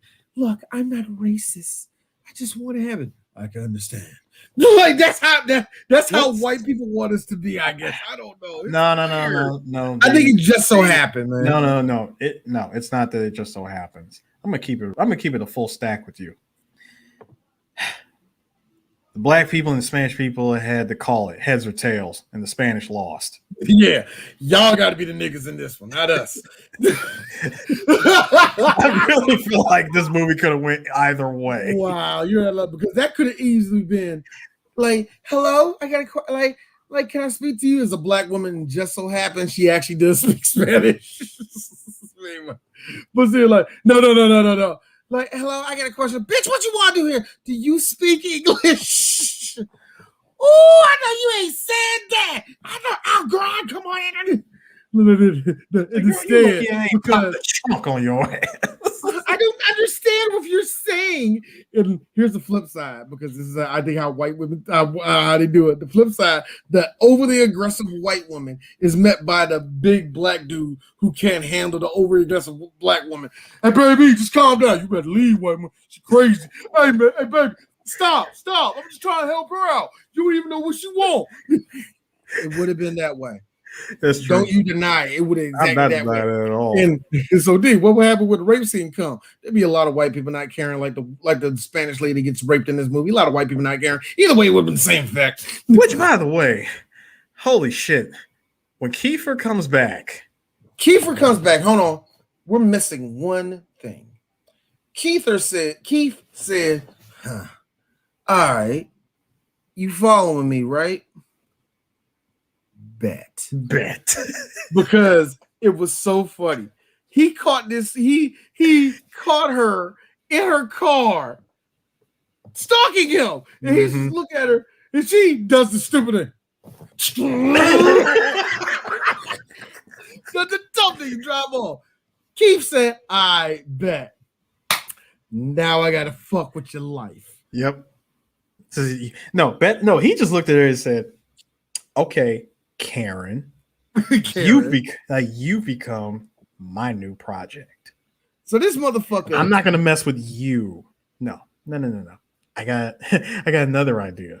He goes to her daughter's school, and I love how his daughter, Mr. Piccolo'd himself into the scene. Did you like how the kid got straight? I like this because the kid's like talking like yeah. All of a sudden, get out of here. It was so cartoony. Grab and toss. Just yoinked. Hey, how you doing? And we're not going into it. Rapey, very, very creepy. Super creepy. I wouldn't say rapey. Rapey is not the word. He's just rapey. Super creepy. That's creepy. Very, very, very creepy. And the girl and the homegirl who's on doing it, she's doing very well because I'm pretty sure they told her, act like it's a normal conversation. Be a little bit scared, but act like it's a normal conversation. All right. In action. We will do this scene 50 times. And I got to think to myself, if that kid is actually scared of Kiefer Sutherland, that's got to be a long ass day. First of all, Kiefer Sutherland God, he really did Venom snaked his way into that little clubhouse because I like how he's sitting there just doing full ass recon, just trying to get into this kid's head. You know, he's like, "Yep, this is my little project. I'm gonna mess with this kid." And the best part about this is, as Venom Snake, he sets off no alarms. None. Not a teacher, not a security guard, not a nigga with a basketball walking out the street. Hey, what's that grown ass man doing over there? Not even the kids. Not even that. Dude, his camouflage percentage was 99% because every time the camera was like angled at a certain way where you couldn't even see what was going on. Yeah. You couldn't see him, and you couldn't see the daughter. I'm like, who knew? Wow. Who knew that denim was one of the best camouflages ever? No. I like how this nigga. No, denim and a chain wallet. So makes this better. Karen's walking home with her daughter. No, before she's walking home with the daughter, we get the best line. One of the probably one of the newest catchphrases for this movie. If this movie was a hit, Tough Titty said to Kitty, but the milk still stays. Tough Titty said to Kitty, but and it's like it is said in that weird. See, Keith doesn't use a country draw in this, but he uses a very I touch my balls, sniffed them type of arrogance to him. You know what I mean? Honest to God, hearing Kiefer talk, it's Venom Snake. It is Venom Snake. All of his line delivery sounds like Venom Snake. Yeah, it sounds just like it too. Same regard, same tone, same everything. Yeah. I mean, the fact that he was sneaking in and everything, dude, he was sneaking. Don't. You know what? You know what I was waiting for? What I wish he could have done, but he would have had to have been a fan of Metal Gear. In fact, Metal Gear wasn't even a thing yet. It wasn't even a thing yet. So if he was to coin the line, but like, what was it? 2 years before this game came out, where he walks into that clubhouse, sees the kid, he should have just looked her dead in the eye and said, "Kept you waiting, huh?" I thought you were going to say something else. Don't worry, kid. It's all good. Why? Unlimited ammo. Unlimited ammo. I legit wanted him to say, like, just kept you waiting. Because, dude, the fact that he sat in that busted ass, retired ass ice cream van. constantly playing Lowrider. He waited for Karen to bend that corner, and he just steps out. She's like, "Hey, mommy, that's the guy. That's my new friend." Like, oh, was that the friend who was playing with me in the clubhouse? All of a sudden, you see Kiefer. Hi, auntie. He straight up hi auntie her. Walks up on her and says, "So, you've been following me. You know, I don't like young ones. But in your case, I'll make an exception with the kid. So why don't we, before you ask your question, why don't you stay out of my neighborhood and I'll stay out of yours?" You want to know what Angie said when he was watching that? That's fair. That's very fair. Actually. Yeah. Right there. That was me. All right, cool. Everybody loves I would have been into the movie. But you know what? It's Karen. She can't let it go. She cannot let it go. But she persisted. Ugh. Karen's like using that one, but she persisted. They love that. First of all, I did like how even though Joe was trying to tell her many, many times, don't follow him, he does follow up. He follows up. He finds Robert at his job, yokes his ass up, and he tells him, he says, "Look, if I catch you doing anything, if I find out you did anything, you're dead. If I find anything over there, I'm going to break your legs. And then I'm going to tell them to break your spine." I'm going to tell them to break your spine. What I now, see. this is now. Now, make sure the Krusty Burger opens up on time. As a matter of fact, I'm not going to pull this trigger. Instead, I'm just going to mildly threaten you to leave LA. You have 24 hours to get out of LA. And just so you know that I'm serious, you now have 12 hours to get out of LA. And also, one of the best things that happened in that scene, me and my wife the whole time, punch. Wow. So the LAPD was just always violent. They don't give Did you like how he did the white boy game plan of doing the nut punch? The back flick. Yeah, the back flick of the wrist, the flick of the wrist, John. The flick of the wrist. The good nut. Only white boys perfected that. The little backhand nut shot is perfected by the Caucasian race. Shout out to him. First of all, Kiefer, you should be ashamed of yourself. You let an Italian hit you with that. You should have been better. You should have been more prepared. I mean, man, come on, dog. This is come on, Keith. Who was it? No, that was wrong movie. I was about to say Ghost of Mississippi. Never mind. Oh, but no. Come on, man. You gonna So you gonna let an immigrant get a hand on you?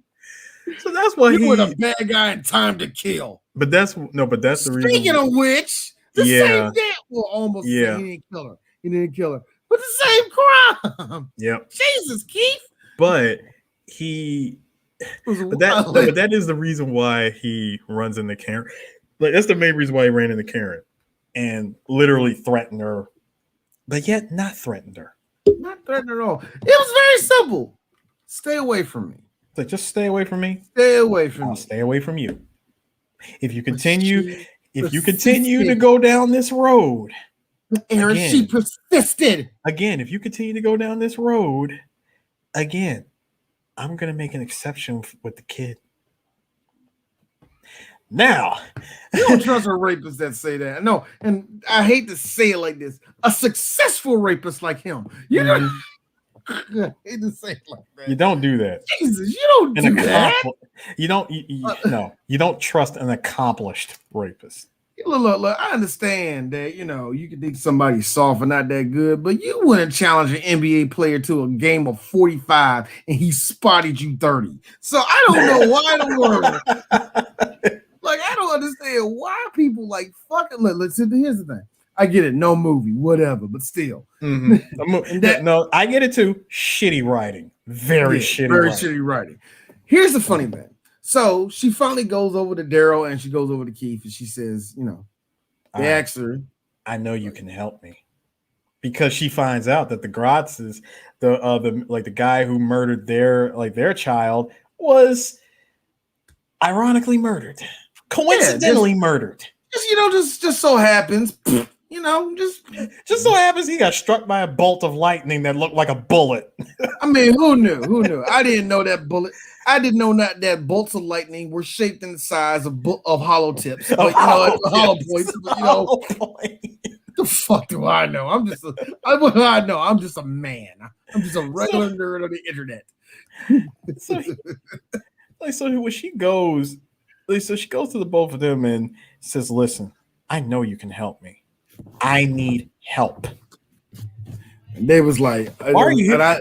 No, but I love how when he tells her, "All right, look, there's a garage over on such and such street. People over there are very helpful." Knowing damn well he's talking about him and Keith David. She gets to the garage, and ironically, Karen going to a garage. Mm-hmm. Hi, good fellas. Let's go over there. It's right there. It's right over there. Go on in there. Keep David on the other end of the street. Go ahead. But no, Donald Lowe's over there. Yeah, after this fucking movie, I'm gonna do another fucking movie. You wait for her to walk out. Dude, Keith David hit just asking, all the right questions. Why are you really here? No, just why are you here? Why are you here? Why are you really here? And I get it. First of all, these dudes are on some vigilante shit. Yeah, and they know the feds are watching them. Yeah, they do. And actually, yes, they are. And we're about to get to that in a second. But yeah, they know all this. Of course, we're not vigilante justice. It's the only time in the movie where I would say kind of real life shit actually does happen, where they actually have there's actually real life consequences. Everything else in this movie is actually fucking fantasy, but super fantasy. But that being said, they was like, all right, they're going to help her defend herself. We're going to help you. We're going to help you get your hands on a weapon.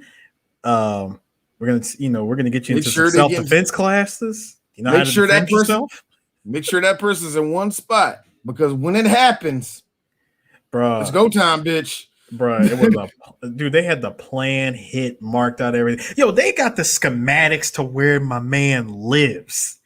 Only thing that was missing the whole thing, seeing her go from self-defense and showed all that. Gotta be best, gotta go be a dragon, gonna get on the take. Dude, there was a whole ass montage of. And by the way, movie, And by the way, movie, thank you, but no thank you. Seeing Sally Field and her black friend doing all those gymnastic moves, and I got to see, Sally Field perspirating. No, it didn't turn me on. Not at all. Thank you very much. My penis is like, nah. I'll talk to you later, D. Not right now. You seem to be busy. You see, no. You seem to be busy, and you want me to be aroused, D, for your what it looks like your third grade science teacher. Third grade science. That's what you want me to be, really, D. I'm sorry. I didn't know that you wanted to sleep with a fan of the Martha Stewart show. I did not know that. That's what you wanted, D. But that's how I feel like. Stop, movie. Stop. I know you're trying. And this is actually interesting. This is not knocking women of an older age. This was an interesting time for Sally because remember in the late 90s and towards the 2000s, she was really banging that drum that, yeah, I'm an older actress, but I'm still acting. I'm still trying to get lead roles. Yeah, Sally gets credit for that. She gets credit for that. I don't think she did more than what you say, like Meryl Streep or anybody like that or anything like that. But she really was one of them, like, nigga, I just did Forrest Gump. I still have worth in Hollywood. And she was one of the main people that was really banging that. God, how do you go from Forrest Gump to this? She was in Mrs. Doubtfire too, remember, man? Mrs. Doubtfire. She was in bangers, man. Yeah, Sally Field was in bangers in the 90s, man. So, hey, everybody gets a dub, man. Yeah, you're right. Everybody gets a dub. Bruce Willis had a dub in the late 2000s. Just kept making them. So, he just kept making them. Steven Seagal never got over that hump after Under Siege. I know, man. Some people just don't make it, but for Sally, no, for real talk, Sally was one of those actresses that really did put it out there. I had a bad joke. It was after Under Siege, Steven Seagal just fell in a hole and never got out. I know he was going to say Steven Seagal just got bigger, and I think that's the end of the story. Actually, I'm just saying. I'm talking about his trajectory of like popularity in movies. It's like, dude, after Under Siege, as soon as he got up there, he just fell in a hole, found a shovel, kept digging, and no matter how much he dug, he never got out. It makes me feel like he only does movies for the Chinese and Russian government and nobody else, doesn't he? It's like he only makes propaganda films from here on out. Very much so. But the Chinese like, well, like, we need you to die in this movie. Well, give me $55 million and I better not run. You give me the sweat, man, I kill you. Anyway, dude, but Sally Field went through a whole ass montage. And did you like how she starts to neglect her black friend by doing self-defense training, going to the gun range, doing all of this shit? By the way, and it is, I don't want to say perfect because I think I don't celebrate Pride Month like that because I think much like Black History being every day, I think gay history or gay pride, all that is an everyday thing. I don't really do it. But since it's Pride Month, there's something to be said. Her friend is one of the very, very few women in the 1990s, men or women, gay characters, mind you, that are married. Mm-hmm. No, gay and married. That is very rare. It's like I'm talking on a sheet of paper and you don't even fill up all the lines on it of how many characters got that blessing in the 90s. So that is a weird thing that, like, it is Pride Month and wife. She said wife? Dude, I love Karen's reaction to that. Because it was such a Karen. Because she's like, you should have, you should you should come to dinner with me and my husband. She says, well, my girlfriend's like such and such. Oh. Wait, hold it, D. Like, oh. Well, bring your girlfriend. I'm glad she didn't do the worst thing. So do lesbians still eat salad? I'm not really sure. Like, thank God she didn't do that. She didn't go full Karen. Woo! She didn't go full Karen. I don't. Salad. That was a. I don't think you helped the movement. Baby. That was a Karen moment. That was a Karen moment where she had to pause, and she legit thought to herself, "Okay, no, that's going to sound stupid. That's going to sound racist. That's going to sound bigoted. You know what? just bring your girlfriend. It was like she went down the family line of answers and Family Feud. But here's the funny thing, and scene, and don't bring chitlings either. Okay, Karen. Like Karen, no, make it even better. No, here's the best part. No pig's feet, okay? No, D. What makes it better is if she had said that, and her friend goes, "What's pig's feet?" See, and that's look. If she did that, black people, fuck you, because a white man wrote this. Fuck you. Yep. See, any other time, look, if this was written by Steve Harvey, Paul Winfield, John Schlesinger. That being said, also, I got to get this right. Because homegirl, not only was she a black woman, but her name was Angel Kosinski. Angel Kosinski. You mean to tell me that no, she's married. She said my grandfather was Polish. Mm-hmm. Here's me. I allow it. You can allow it. You can fine. You can I do because I met a black dude, straight up black dude. Yeah, man, Darius Zuckerman. What? Zuckerman? Zuckerman? Wait. You allow that, yet here's my black ass sitting here going, you are a dead ringer for Vanessa from Virtual Fighter being as dark as you are. Girl, ain't you and Vanessa Bell Calloway related to each other? I'm like you about to say Rockabye Baby. Son, you look like your mama was Diane Carroll. Stop playing. Oh man! Stop the cap! Stop the cap! Yeah, Ossie Davidson was your mom and dad. Oh Lord! Anyway, you look like your dad is Lou Gossett Jr. Shut up! You ain't got no granddaddy.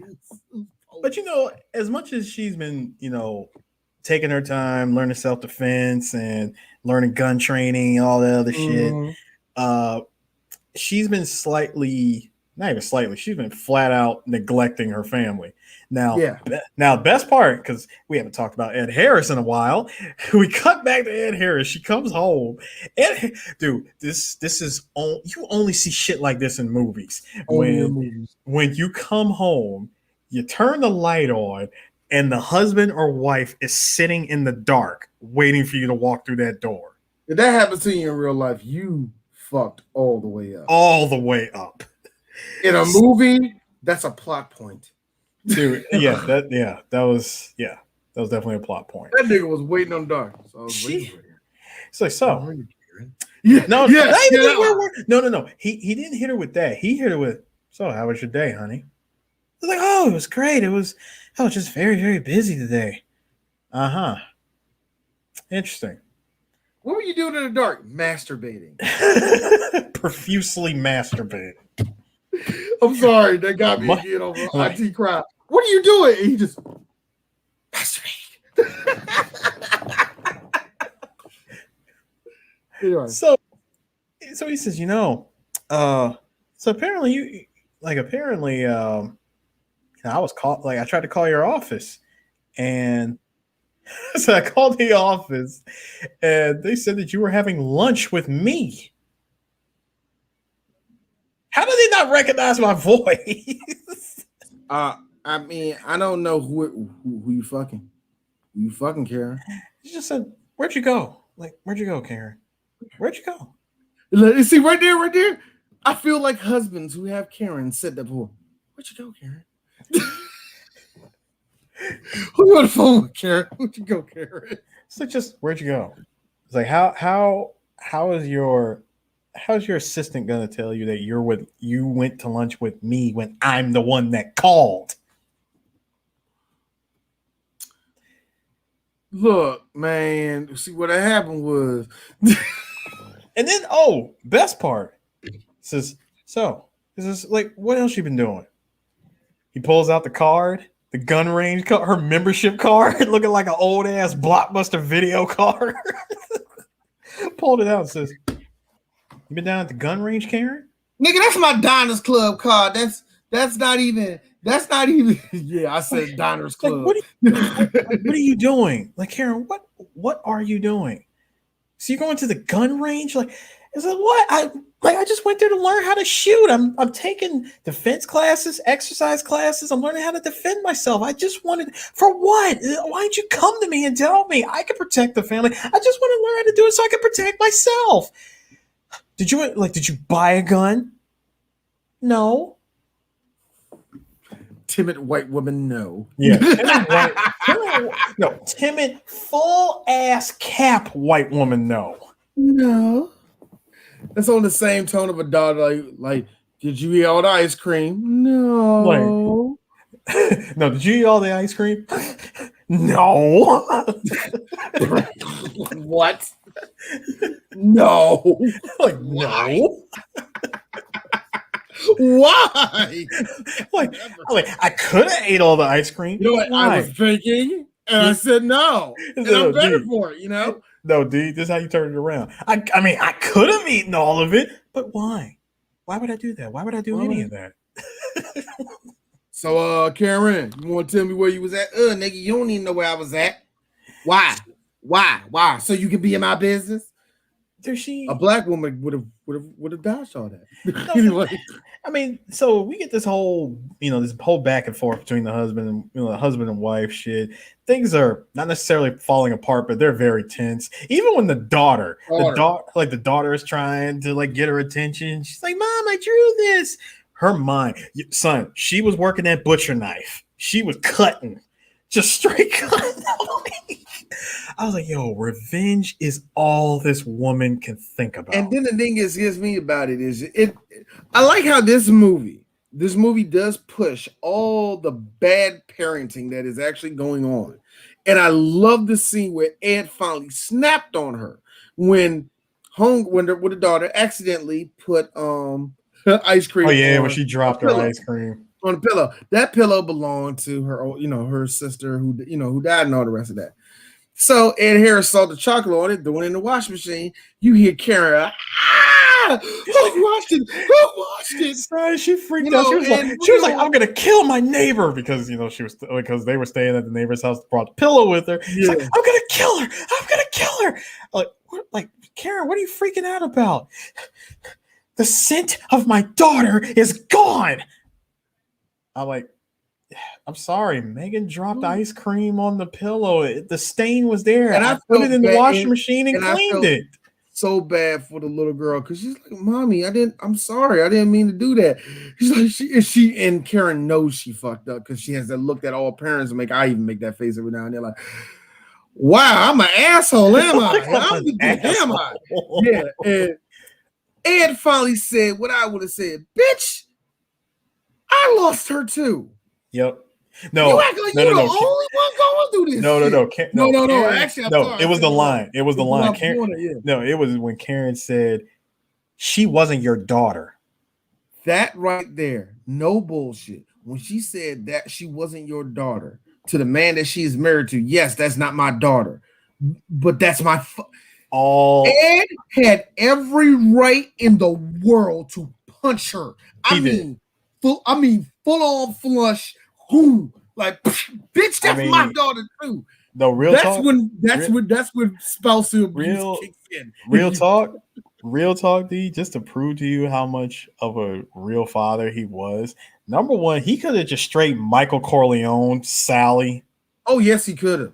Yes, he could have. He could have straight Buster Walter right there in the kitchen. I hate to say this, there would be a jury in the world that said, "No, look, how dare he?" They would have, "No, she had it coming. Why didn't you hit her ass twice?" Why he hit her ass twice?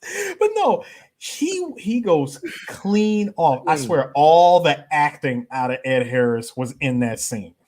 That one outburst. It's amazing. And like again, it's no knock on Sally.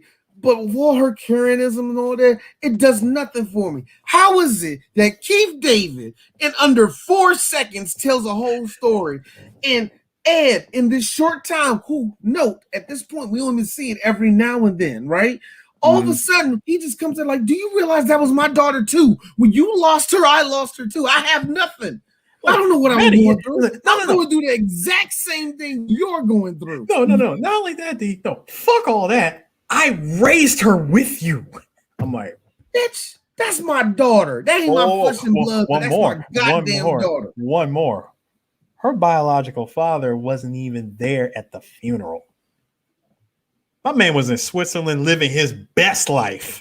Oh. Did not care. No. D, that would have been my first line. That ain't my daughter. Where was Troy at? No, bitch, don't change. Where was Troy at? Like at the funeral. Where was he at? Where was Troy at? Where was he at? I tell you where was at. He was fucking some bitch that looked way better than you. Yeah, I said it. You just said, go upstairs, sweetie. Go upstairs.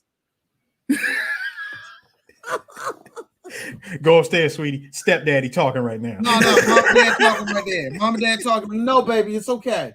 We all right. And look, and women, I know y'all lying. See, you waking up, bitch. This ain't got nothing to do about me waking up. You just told me my daughter. That wasn't my daughter. That wasn't my daughter. I don't know. Put your hand in the garbage disposal and hit on. You what? That was disrespect. And like all Karens, and this is again, Aaron's why this is a perfect Karen movie. That's a Karen move. Total Karen move. Because the look on his face, like, are you really serious right now, Karen? Like, yo, I know I didn't just hear that. I did not. You didn't just. Angie hit this line on me when I said something. Okay, I was in the right, but she didn't want to admit it. Anyway, Angie said this. You did not just put both of your lips together and then said all of that line. Like, hold on. You said all that shit and expected no repercussions of your actions? Sorry, what? Have you just think you could? Oh, that was or the Three Black Geeks line. No. You can't blitz that shit just past me. Like I didn't you can't blitz that shit past me. No, you can't do that. You're not doing that. Let that breeze hold through. Say, hold up. You just gonna say all you gonna real quick. Hold up, flag on the field. Yellow car. Stop the play. Nuh-uh, man. I'm writing all y'all niggas up. This ain't me do. Like timeout, moving violation, son. You are not. Son's ball. You are not gonna sit here with all that venom and say that shit. I'm like, I know you did not just sat here and thought to yourself, hey, I'm a disrespect the nigga I'm fucking. I know you didn't just No, sorry, D. I'm gonna go ahead and be that guy and say it. I know you're not just gonna sit here and disrespect the best you can get. That's even better. Because I was gonna say, I thought you were gonna say, D, let's be real. It's been 3 months. Three. When you have to spell out the 3 with your tongue, 3 months. Like my dude, you're not gonna sit here and disrespect this man. This man is an independent contractor, McCann. Okay, McCann, like McCann Industries, bro. He has got his own construction company. Hold on. And Eris, you would know this because where we in the country, it's the same like in Los Angeles. You own a construction company in a big city? You own a Karen. Again, the best that you can get right now. Karen, you fucking with a second rounder who ended up becoming an all-star. I don't understand. Shout out to Ed Harris. He an all-star. Why you second round? Real talk. Ed Harris is 90%. Like, okay, actually, let me put it this way. I told this to my wife because I already knew the answer, but I like, hey, Angie, between Ed Harris and Sally Field, who will fuck the most between the both? I mean, people will come up there and say, I'm trying to fuck. Who would get more of a line? Her or they say Ed Harris beats her by a lot. By several miles. And like I said, I don't know what makes him handsome, but I can tell you, I bet he does clean up well. In real talk, look at that man. You hear that nigga's voice? First of all, you're tall. Bitch, I was in the abyss. He was in the abyss.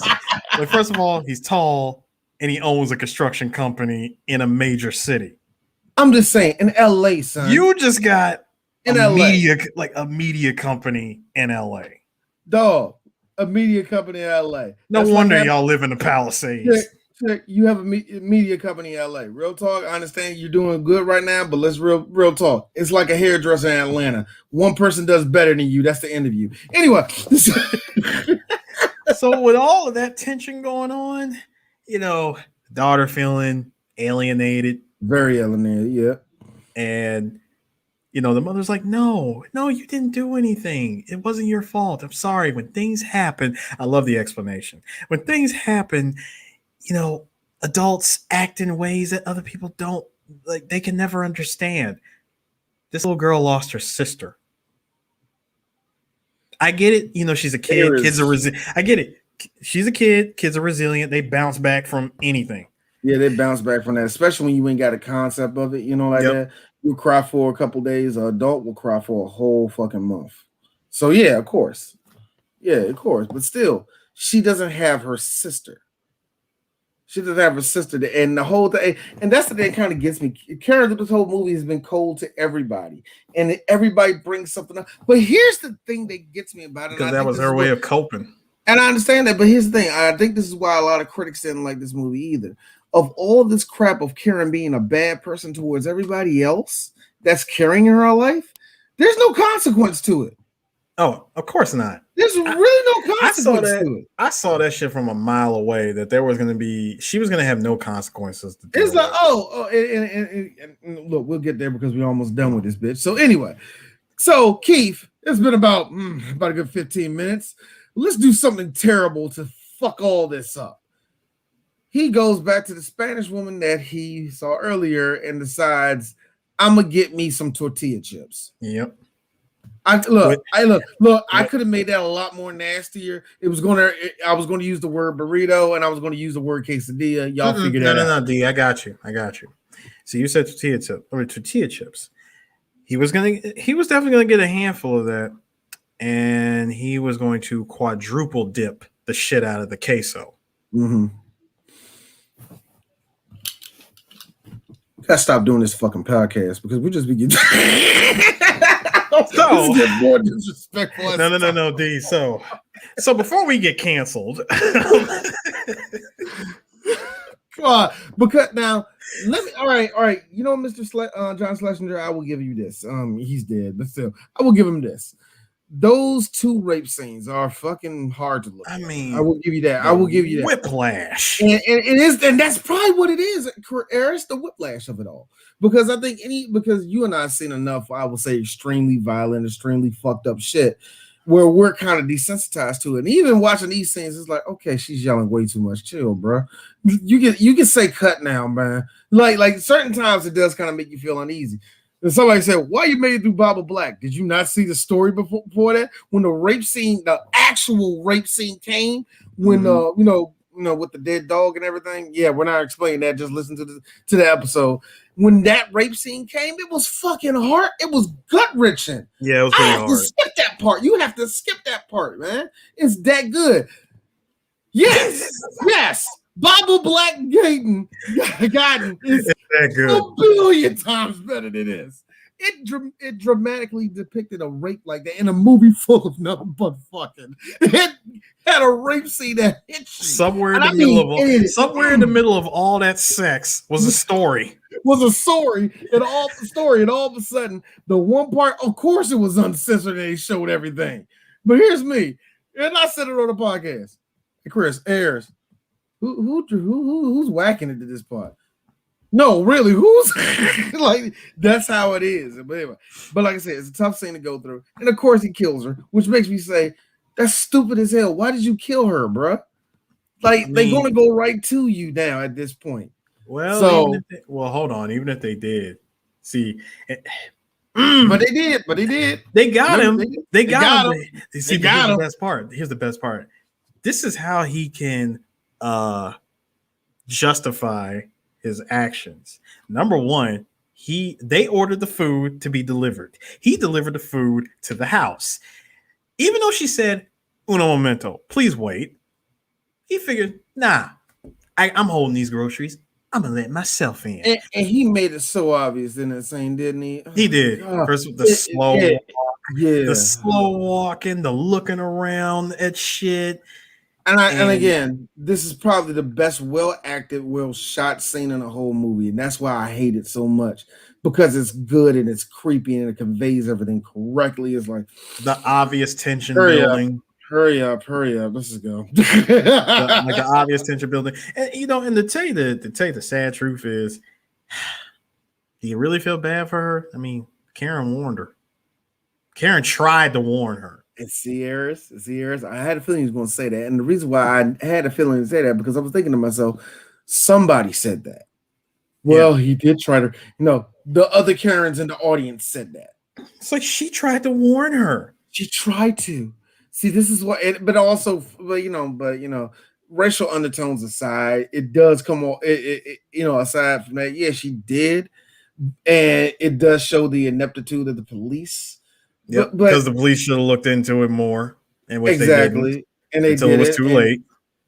And this nigga got a job that quickly. You had to be I thought even if you were convicted, don't you still? No, you have to be convicted to be on the sex offender list. Remember, he got off due to he got off due to a lack of evidence. A lack of adequate evidence, because according to the McCain's defense, the lawyer that they have representing them got switched out. Yeah, he got switched out the last minute. This happens. This happens all the time. They get transferred. Lawyers get transferred all the time. I'm like, I'm sensing some fuckery. And see, the court system doesn't work either, Eris.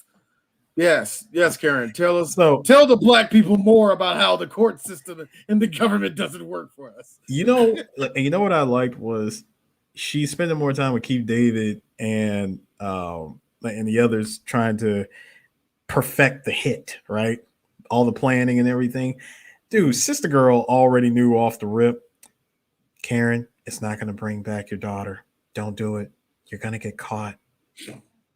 And she's giving her all these warning signs. I'm like, you wonder why she's warning her? You really wonder why she's warning her?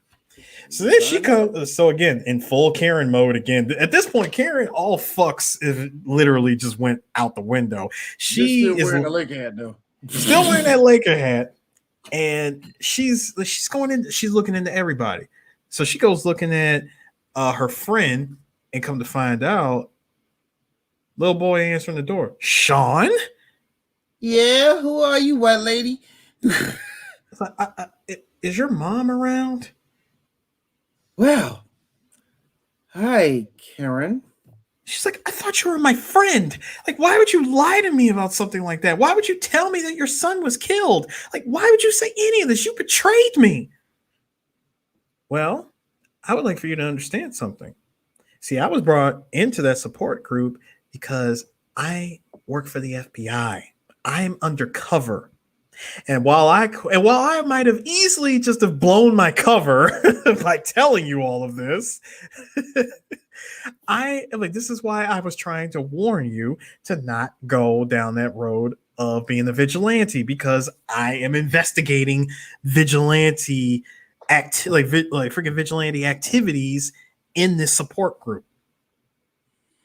So, D-Sharp do about geeks, yeah? You haven't figured out who's doing it yet. I know, right? They still haven't figured it out. Wait 5 minutes after everything is over with, and go into hallway B. There's a group of niggas that's talking like them. They're the bad guys. Talk to them. And fucking Serpico over here taking her time. Dude, so Karen calls Keith. She's like, yeah, it's me. It's Karen. Listen, I'm out. What do you mean? What do you mean out? I'm just out. I can't do this. No, my white woman's sensibilities tell me I have to go. Dude, the fact that she was willing to let the whole thing go and not get involved, She's like, but there has to be justice. You're talking about street justice. It's not going to bring your daughter back. I love that. I love that term, street justice, because to me, only white people use the term street justice. Yep. That just sounds like a white term, not a black people term, but whatever.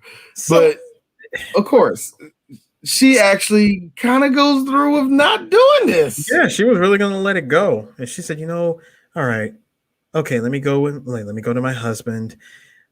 Let's take a trip somewhere. Let's just get out of here. We need a change of scenery. I'm sorry. I am so tired. I can't do this. Yada, yada, yada. Aaron Harris with the divorce papers in his hand.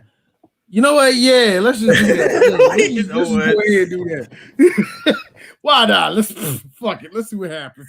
Come on, let's take the kid. Dude, the fact that she asked her husband, do you think you can take a couple of weeks off? Of course, I can do whatever it takes. I'm like, he owns the company. He has his own. Dude, he's an independent contractor. You can take a couple of days off, bitch. Jose is one of the best foremen in all of Los Angeles County. I think I'm fine. So I think he's good. Okay, that nigga fine, man. I got it. So they decided to plan this trip, and then as soon as everything seems like it's going according to plan, she hears. No, not the Shining music. She just hears about the same Spanish woman that she warned is raped and murdered. So she goes to the cops, tries to explain. She's like, I told you this was going to happen, and you guys did nothing. How are you this inept? Bro, she is laying it into Joey, right? She said, yo. I just love this exchange right here because they have used this exchange between victims and police since the 1970s. But go ahead. When she says, this guy is smarter than you, and you won't admit it. You can't even catch him. He's 10 steps ahead of you. You guys suck. You think I just want to go out there and just stop these people? No. Dude, we have to do it by law. I like how he tried to throw in his actual day job. He says, "So you think you see? Is it look? So you think you're doing something, Karen? I see this shit every day. You know how many dead bodies, how many pools of blood I got to step over every day of my freaking life? Blood every day, bitch. And this is real talk. As much as I say fuck the police, real talk. It's a tough ass job, bro. And that was the real thing. Do you know how I walk through blood every single day? And I'm the last guy to leave a crime scene. Dog, like real talk. And you a white woman too. Look, see, if you was the Suarez's over in East LA, and you talk about why don't you find my son? Yeah, I just tell you the truth. I don't feel like looking for him. You're a white woman from the Palisades. I am bound by the city of Los Angeles to help you to the 100%, and you still sitting in front of me acting like I ain't trying to help you. Heifer, this is what I need you to do. I need you. It's like, listen, I'm gonna need you to kick every rock in this damn town. Okay, do you hear me? Let that rapist alone. Yeah, I said it because I know the nigga got away with it too. But guess what? I just can't get up and just throw him in jail. Why can't you? Because I live by the law. Like, because Jesus. Exactly. Like, first, listen, and think about it. He was absolutely right. Everything that Robert did was, open. It was open shut that, yeah, I could arrest him. I could hold him. I could hold him for 24 to 48 hours. I can't do shit else with him. You want to know why? I got all the evidence. I got his fingerprints. Everything under the damn sun that says that he did it. But guess what? There's a little thing called a loophole. He delivered their groceries. He was in the house. Because he was delivering groceries, sure, there's plenty of evidence. There's plenty of evidence that says that he's in the house. He was supposed to be delivering groceries. Therefore, I have nothing. Nothing. I have no case on him. I got nothing that will pin a conviction. This shit won't stand. And if I try to press this shit any further, guess what? His ass is going to get a daytime talk show. Yeah. And then I ain't going to have a job. And you still ain't going to have no closure. So Unless you want me to continue doing my job. So here's what you're gonna do. You're gonna let OJ tweet until I get some more. So that's actually the best actual way of saying it. You want to let OJ start tweeting. You want to let that man live his life. I got it. Dude, she at this point says, you know what? Fuck all of this. It's back on site, okay? She concocts the greatest plan ever that only a pure Karen could concoct, okay? Number one, she goes to his house. She just starts tearing through everything. And what really set the bar off, she finds that that freaking M&M cookie that her daughter made out of Play-Doh. She found that in the house.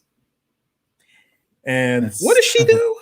And what does she do? Ooh, my favorite part. She leaves behind that Lakers hat. She left behind the hat. She wanted him. Kicker Lakers hat. That ugly polo hat. Shit ain't even a snapback. It's a snapback. It's the kind that you gotta lift up and pull. And oh, white guys wear those hats, man. Dude, she left that shit behind because she wanted him. She wanted him to to go after her. So she does that. Next part of the plan. Step 2. I'm gonna go to work and I'm gonna take all the files. I'm gonna take everything. I'm gonna hide it in the car. So when she did all that, all right, you guys ready? Are we ready to go? She gets the phone call. She timed this shit. Gets the phone call. She's like, honey, look, I'm sorry. Look, you guys go on ahead without me. I have to find the paperwork. Like, this is a very big thing. This is my responsibility. She's trying her best to be as convincing as possible. And Ed Harris is looking through fucking crystal of a wife, okay? He sees straight through her. You don't care around. She's like, you don't trust me, do you? No, bitch. No. He said it in the best. He said it in the best second husband way possible. You don't trust me. You don't trust me, do you? Not particularly. Not particularly. The black version of that, no. No, not like no. No, it's adult for no. No, I don't. I don't. Like, I don't. No, I don't. No, Karen, I don't particularly trust you. I don't trust you. But you know what? I'm gonna give you the benefit of the doubt. Me and the daughter, we're gonna go on ahead. She's like, look, honey, I'll see you tonight. Okay, I'll see you tonight. Dad, can we play Smashing Pumpkins all the way up there? Yes, we can, sweetie. I'm looking at you, bitch. No, D, here's me. When she said, look, honey, I'll see you tonight. Nice save, Karen. Nice save. Because you could have made yourself look really suspect by saying, I'll come up there first thing in the morning. But you said, but you tried to make an effort to get this whole thing done and still try to get up to see your family by the end of the night. Smooth. Your husband still don't trust you. I knew. And see, here's the funny thing. I knew it was all going down. Not only when Keith got in that motherfucker. My boy Chief Keith walked in that bitch. Destined. Because he walked up there with the hat on. Yeah, he did.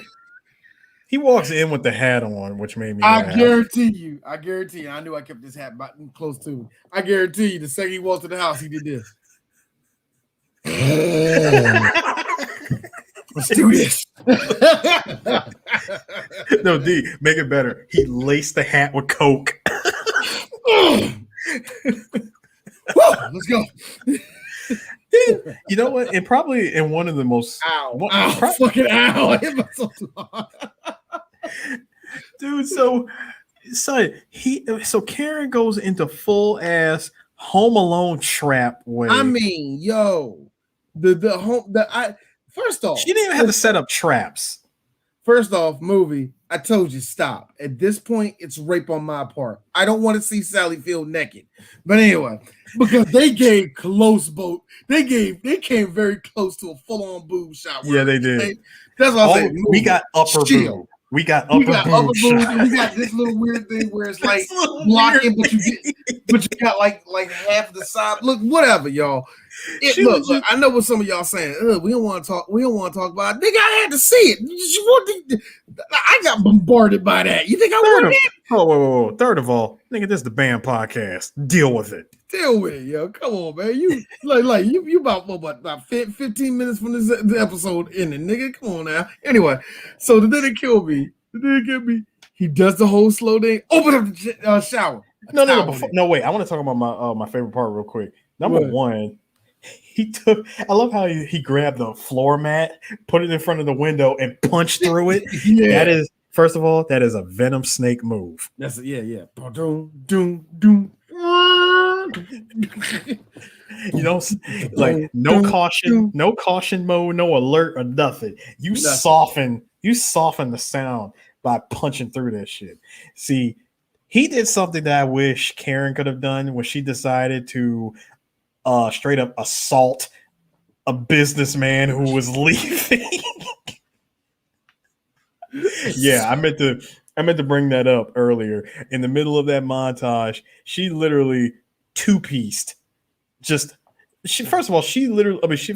two-pieced Steve from accounting. Okay. No.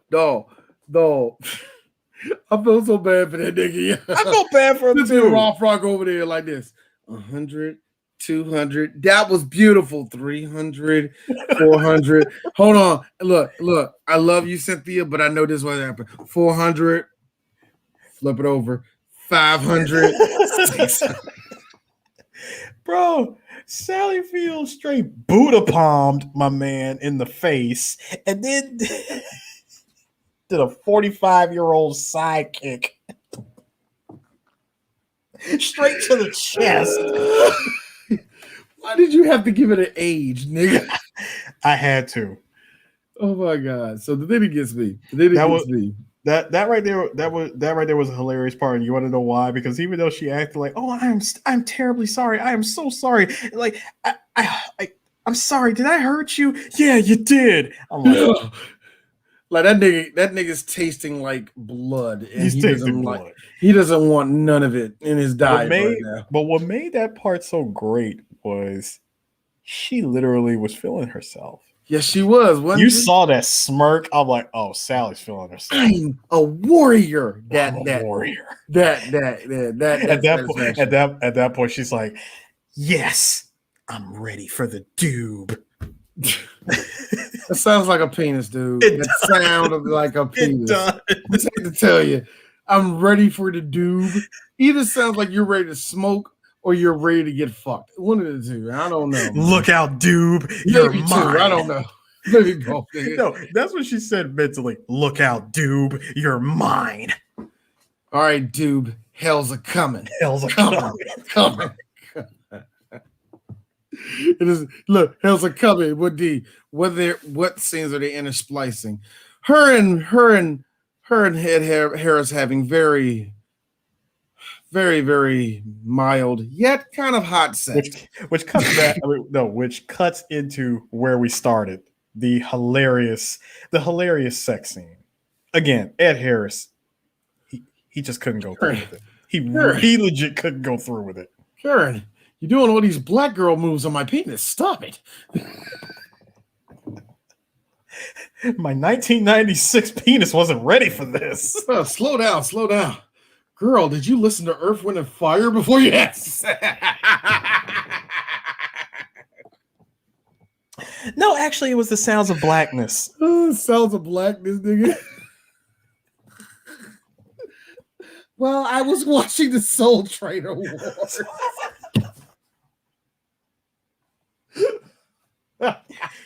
No. Hold on. Let's make her super white. Good Lord, girl. You're doing so much stuff on me. Did you listen to Kenny G? Yes, I did. That's a good one. Kenny G was black for white women like her. Anyway. But no, the thing to give me, the one part, and this is the last thing, and we can get to this final part. What kills me, what got me, it was right after, the daughter died. They're a family again. They're going through the museum, and the little Megan, she goes running off, and every man that passes her is a creep ass looking dude, but to her, it's somebody that can harm her daughter.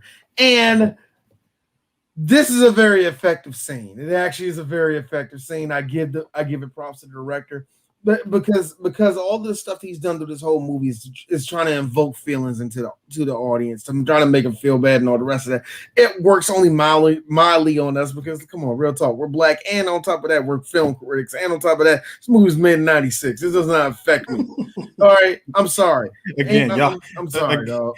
I'm sorry. Y'all spent $20 million on this.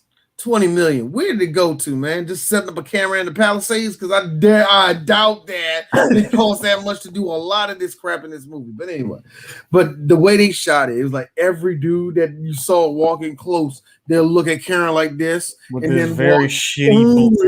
It's a very good way of doing it. It's a good way of doing it, but holy shit, that shitty blue tint. Thank you. God, somebody hit the cool filter on the temperature on the settings, dog. I'm like, son, the white balance. What's going on here? What the fuck going on over there? Shit.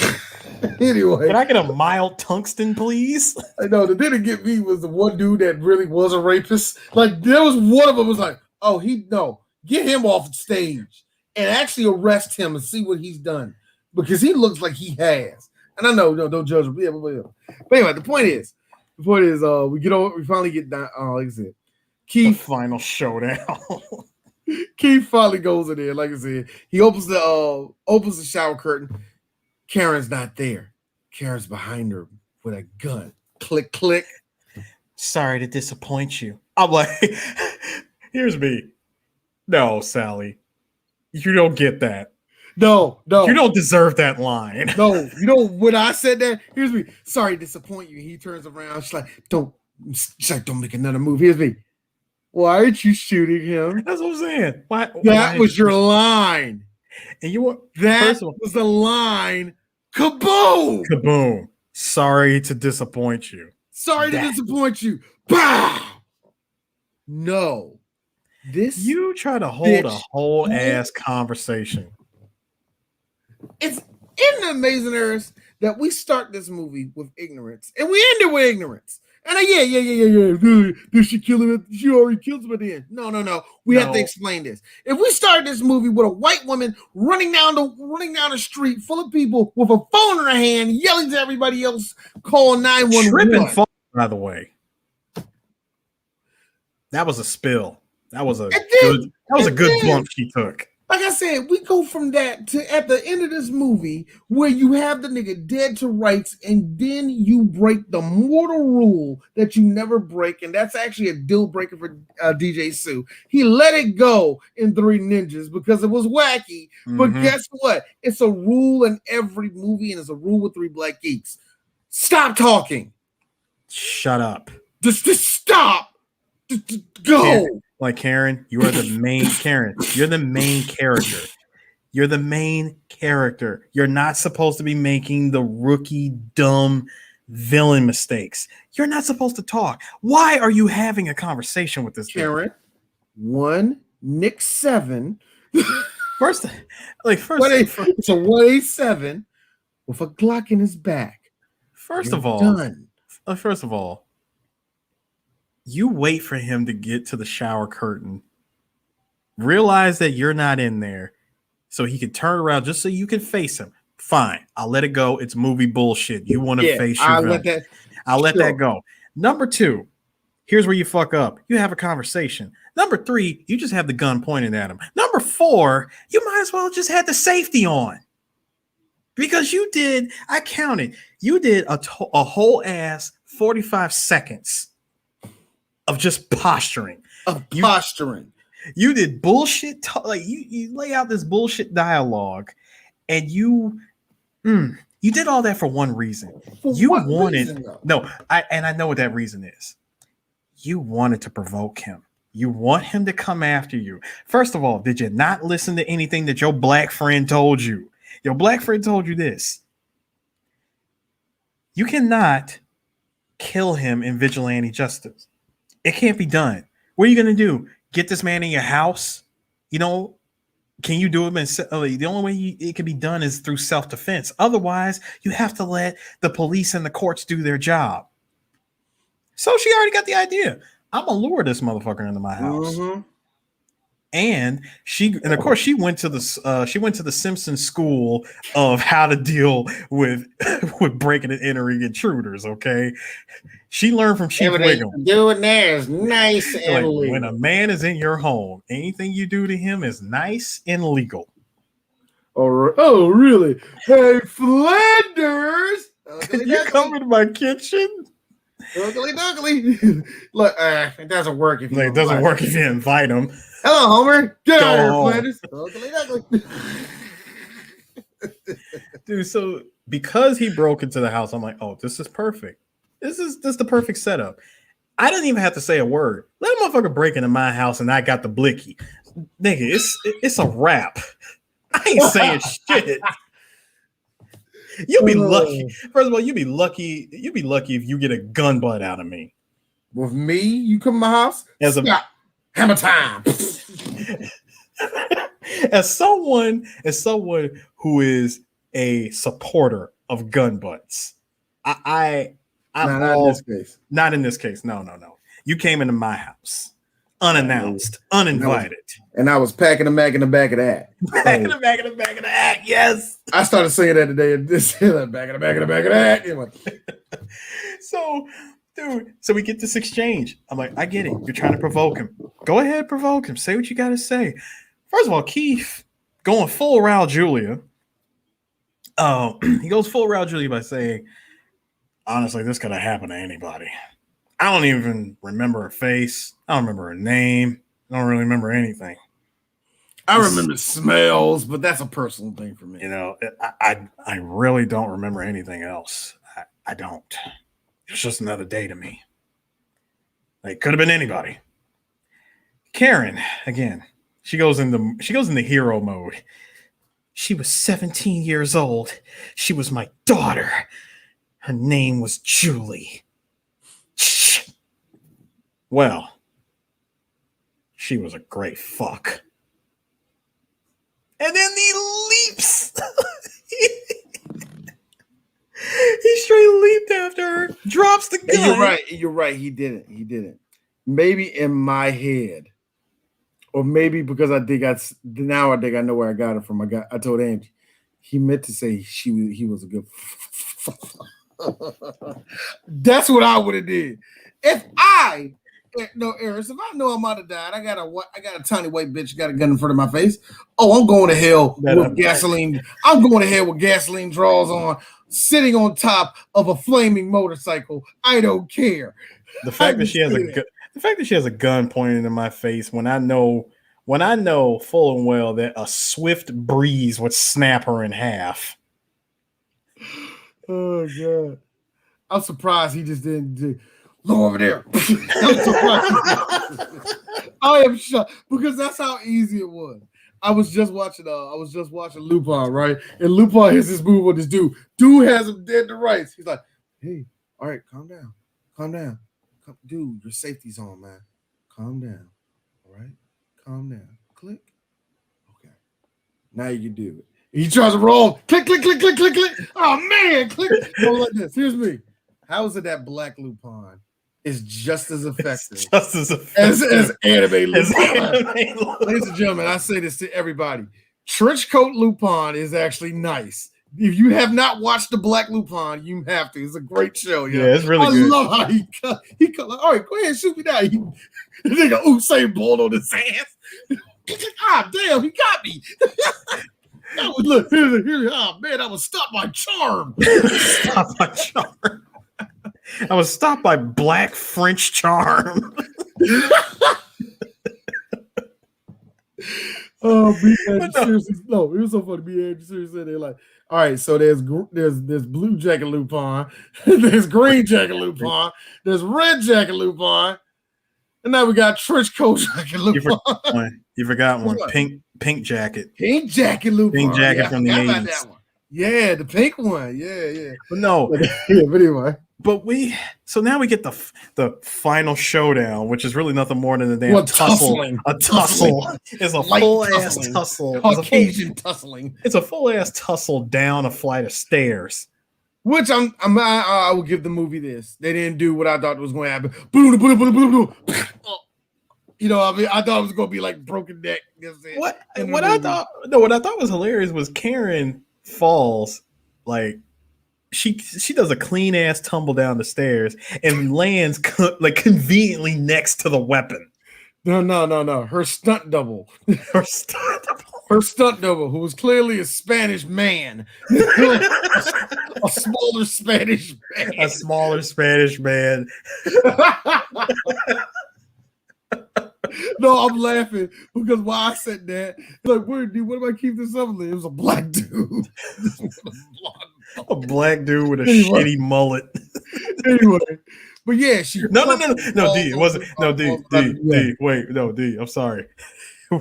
It wasn't a stunt double. It was a dummy. You just see Sally Field's double rolling down. You just see a dummy where the dummy rolls and stops. And the stunt double gotta grab the dummy to roll down with him. Yes.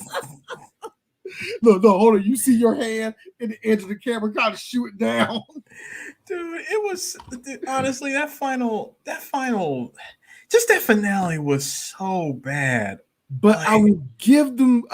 This is why Kiefer Sutherland was so great in this movie, because they give him the best way to go out. She falls right beside her gun. She looks up. Keith is up there. She takes the gun. Bah, bah. No, hits him once. No, when I saw that first shot, I was like, "Way to go, Annie Oakley!" Yeah.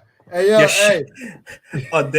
A damn flesh wound to the arm. Are you serious? All that practice you did at the gun range. Hey, yo, real quick, man. Somebody get Colombiano over here, man. Colombiano. Yo, somebody, check out Lieutenant Hawkeye over here. She got that nigga in the arm. I'm like, bitch, you better keep. Thank you. She's still shooting him.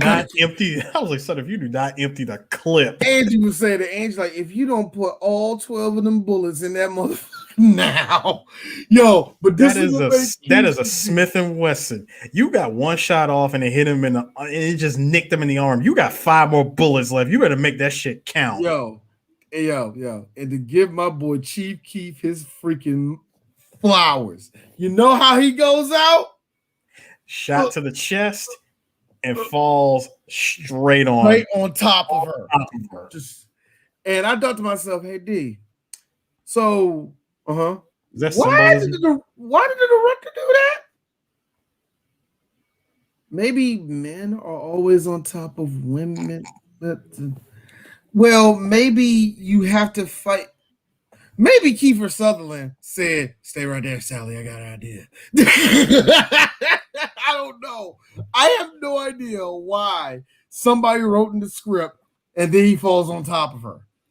And of course, she just get off of me, please. Oh my God! Now covered in your rapist blood. I was an arsonist too.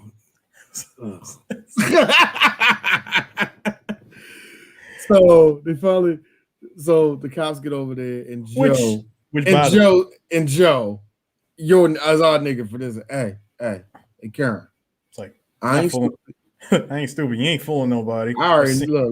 It's all good. I've seen this a million times. Like I know what you did. Wait a minute. Yeah, he said that. Like I've seen this a million times. I've been through situations like this. I know exactly what you did. She was like this. Wait a minute, a million times? Karen, you know how many white people legally kill minorities in this country and we kind of let it go? This right here. So yeah. No. Yeah. We call this one the Tyrone special down at the precinct, okay? Bro, she said probably the best comeback line ever. Prove it. I had to give that to Sally Field. I just said, Hey, pull up. Hey, Yo, that was cold. That was cold. Nigga. It was cold as shit. Son, Sally Field, Joey, my guy, you just got hit with a year one Allen Iverson cross up. It's a slight yank, nigga. Ain't even a hard one either, son. You got your ankles broke when she said, "Prove it." Prove it. And simply put, now because we need one more shot of Ed Harris when the daughter says it's like tough titty says the kitty, but the milk still stays. We taught you that one. She says, "Oh, the man that just like the man at my school. What man at your school? The man that mommy watches on TV. Shawn Michaels? Wait a minute. I mean, wait. Oh no, dude! No, the best. He didn't have to say nothing else. It was just simply shit. I did Dave Chappelle. My God, what has she done? I like how he jerked the truck.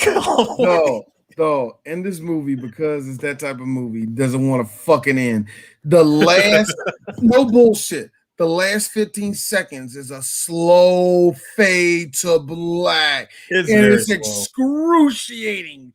Slow to go to black. And what makes it I've never seen that in a movie before. Why? No. See, what makes it even slower is he gets to the house. He's like, make us stay in the car. He does the same thing that Karen did, busts through the cops like, that's my house. My wife's in there. So he's like, that's my daughter in the car. Go watch her. So I like how he's telling the cops. There's the cops. Another white man telling me what the fuck to do today. It's like, sir, that's not my job. I'm not going to watch.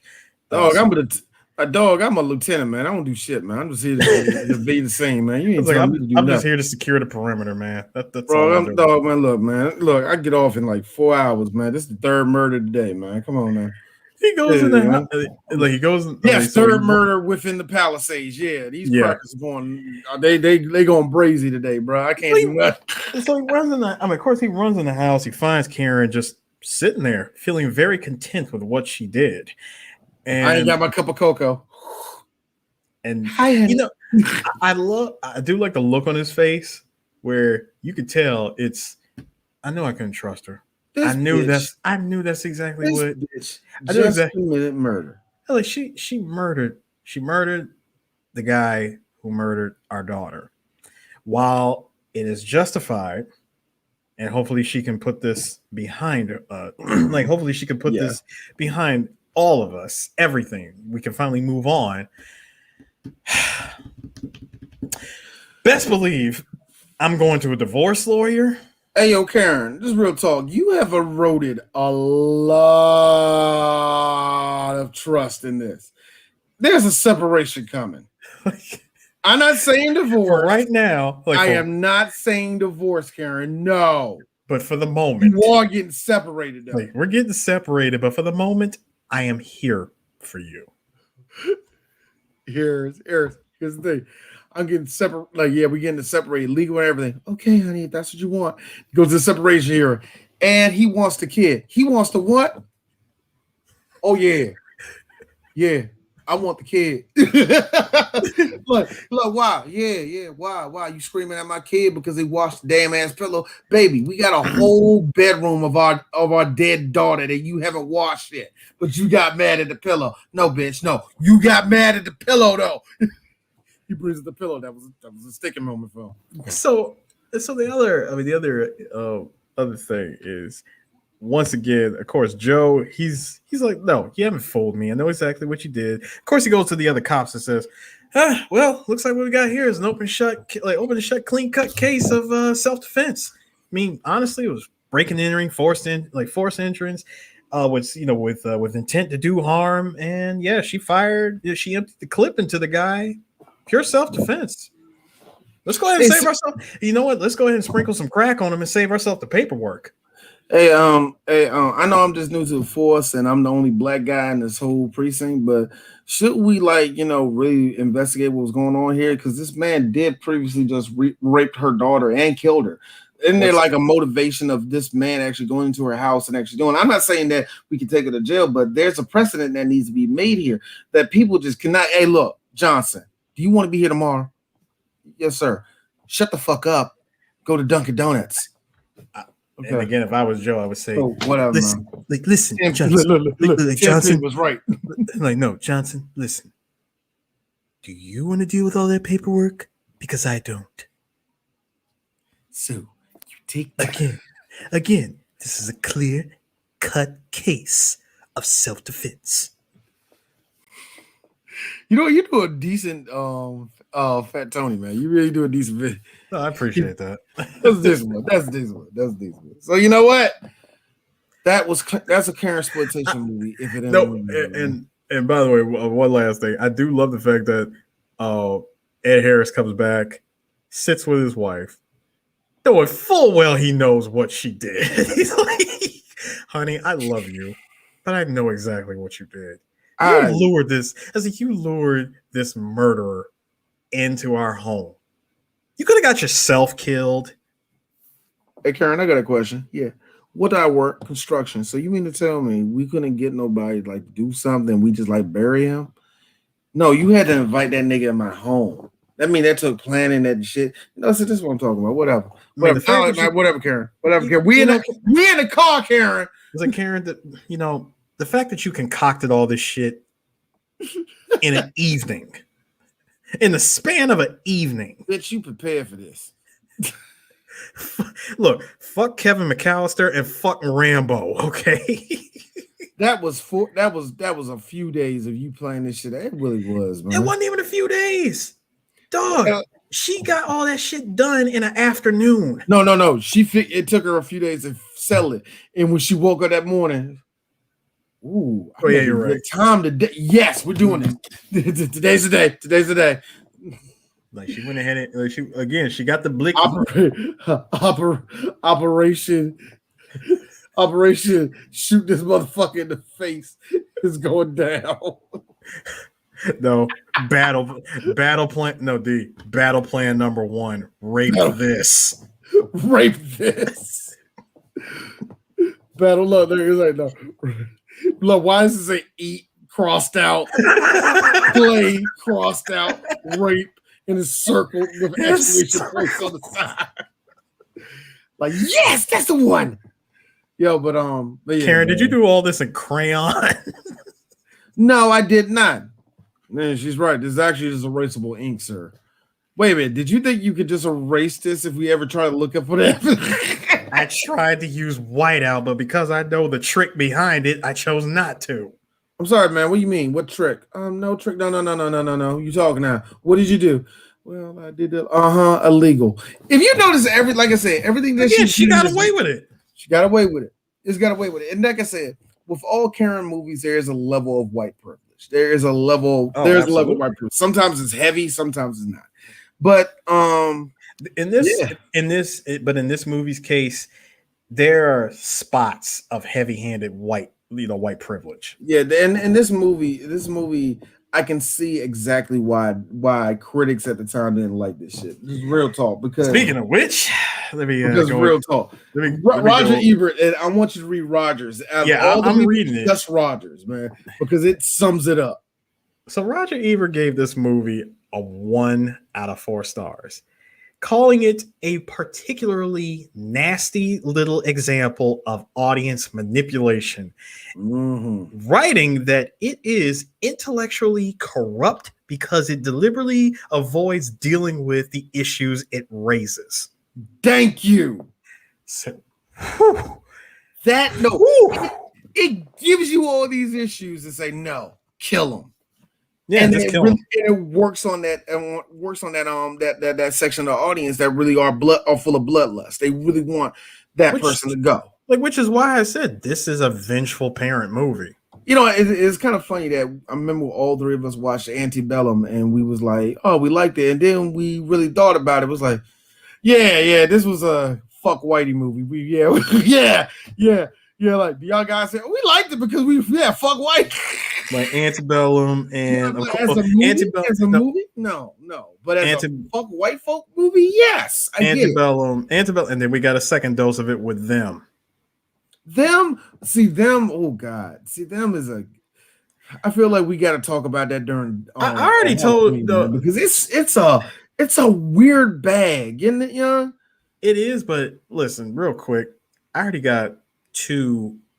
I need a cigarette after sex moments with them. And by the way, that was the white girl's name in that movie, Wendy. When all 450 years of slavery was bitch slapped out of Wendy.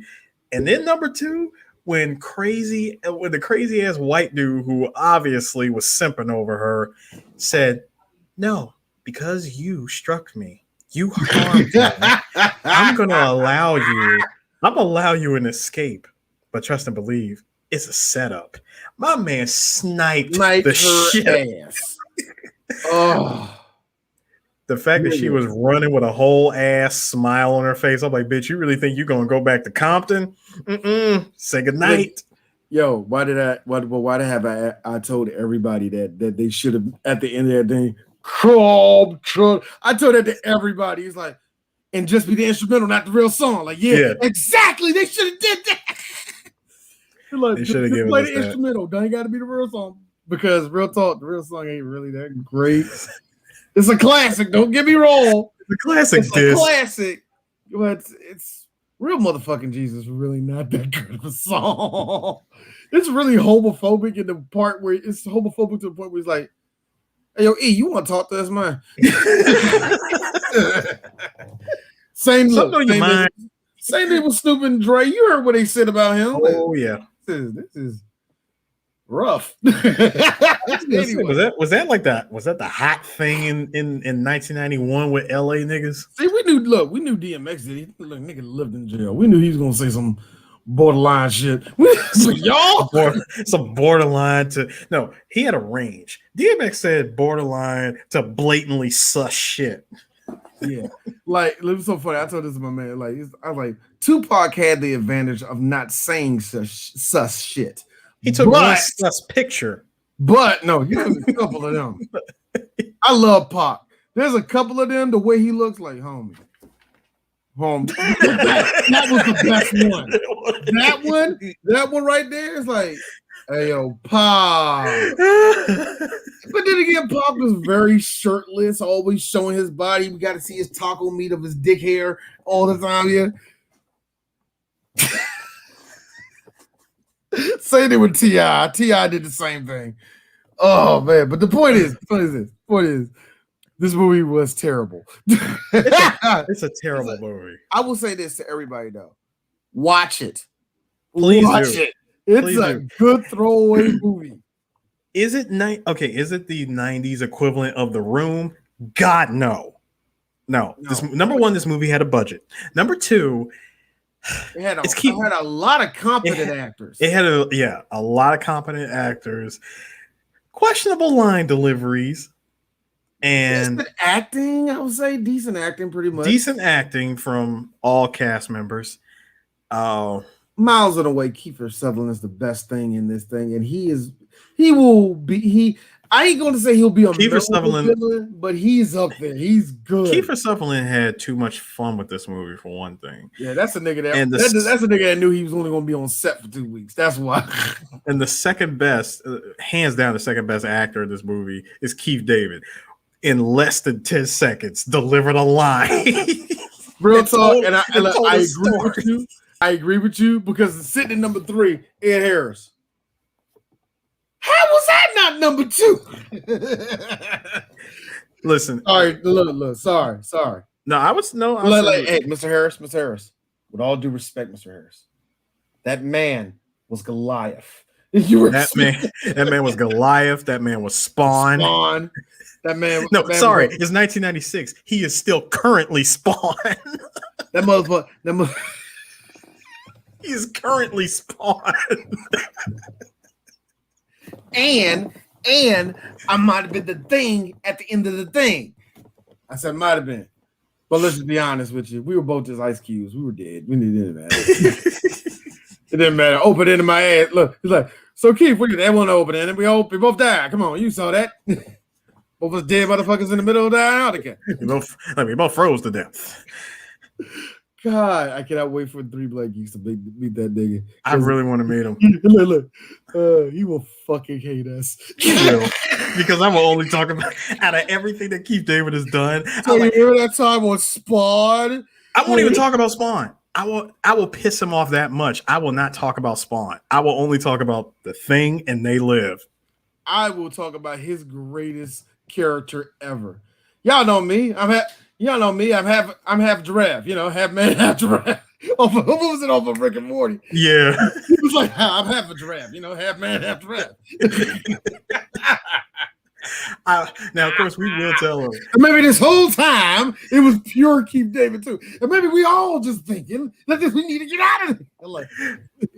Keith David had too much fun with that shit. Oh, I will tell him though. I will tell him if we ever did meet him at a convention, I will tell Keith David, sir, in less than 10 seconds, you told a story that was better than all of Eye for an Eye. Eye for an Eye. That was me and that was a silent film movie I did. Yeah, I forgot all about that shit. That's exactly probably what it be said. So I said, you know what? 3 more lines, you would have took this movie from everybody. All right, now we ended. Well, this movie's done. This movie's done. But I don't know the next movie we're going to do, but I know the next Karen movie we're going to do, and we're going to do it with Chris. I got to bring Chris on this episode because I owe him this much. Back in when it came out, 2017, maybe 2018, me and Chris did an episode of BAM. It just sounded bad. It sounded terrible. I never put it out, but the episode we put out was the movie Kidnapped. Kidnapped is a twist in the Karen movies because it's a Karen movie. Oh yes, it is. Karen. But guess what? It's Halle Berry. And so I've been asking everybody. I still haven't got a solid name yet. It's still Karenploitation, but we're not going to call her Karen. We're going to call her the black name of Karen. Eris says Sandra. That's a good one. A lot of people like Sandra. A lot of people like Stacy.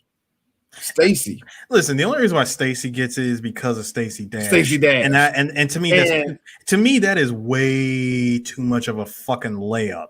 It is. It's a layup. Here's the only problem I have with it. It fits too much. The one that I thought was going to get it, but I get the pushback was Angela. And I get the reason why Angela, because there was too many actually good Angelas in the world for you to say. There's too many good black Angelas for us to say it's Angela. I mean, come on, man. We got Angela Davis. Angela Bassett. And let's not forget about the best Angie of all. No, that's actually an Angie. That's not an Angela. Look, the point is, but anyway, we tried to think of a name. Another one I heard that I actually like. I like Tanya. I think all Tanya's like Tanya. Are you serious, Tanya? It's Black Lives Matter. It's Tanya for real. See, Tanya sounds more. No, Tanya sounds annoying. I know. She just sounds annoying. Not even annoying. She just, first of all, the name Tanya sounds like you run Black Lives Matter rallies. Okay, you got me on that one. It doesn't sound like you're against them because the Black Karen's against them. Not because she's not pro-Black. Oh, she's pro-Black. I just think you're going about it the wrong way. And I just don't think protesting and doing things like, oh, look at me, this is injustice. Come on, guys, calm down, all right? All right? Barack Obama. And that's another one. Shell was the one I wanted. I like Shell is perfect. And everybody like, no, why? Michelle. What? Oh, Michelle Obama. And all the Michelles who ain't shit will rally behind it. It ain't us. So you can't even go for the shortcut and call her Shelly. I was thinking about Kia, and I was like, no, Kia is too ambiguous. Nikki is too. There's too many Nickies are either super hoes or the salt of the earth. So you really can't say that. So you see what I'm saying? It's so many of them. But anyway, it circles back again to Sandra. I think it's going to be Sandra. But you know what? I think it's going to be another thing with us. You know what? I'm gonna call it right now, and I'm gonna do it. Eris, it's time for us to do Angel Cop, nigga. Yeah, we do. We need to do Angel Cop. Let's do Angel Cop. It's time for us to go through late 80s anime, which if you watch the dub is just filled with the most ridiculous amount of insert curse words ever. Lots of blood and gore. Lots of blood and gore. Yeah. And because a fair amount of sci-fi action, and my favorite, late 80s American cop movies. Yeah. This Angel Cop is that weird blend of shit that don't work and shit that does work, and yet gets shoved into that same pile of what you call bad anime. Because it's technically not a bad one. It's really not a bad anime. It's not a bad one, but because it's dubbed badly, because the property itself didn't go through a lot of good shit and all the rest of that. There's a lot of people that floats it around that really weird section. But at the end of the day, and we will explain it, it's technically an anime classic. And technically, it needs to be goddamn respected.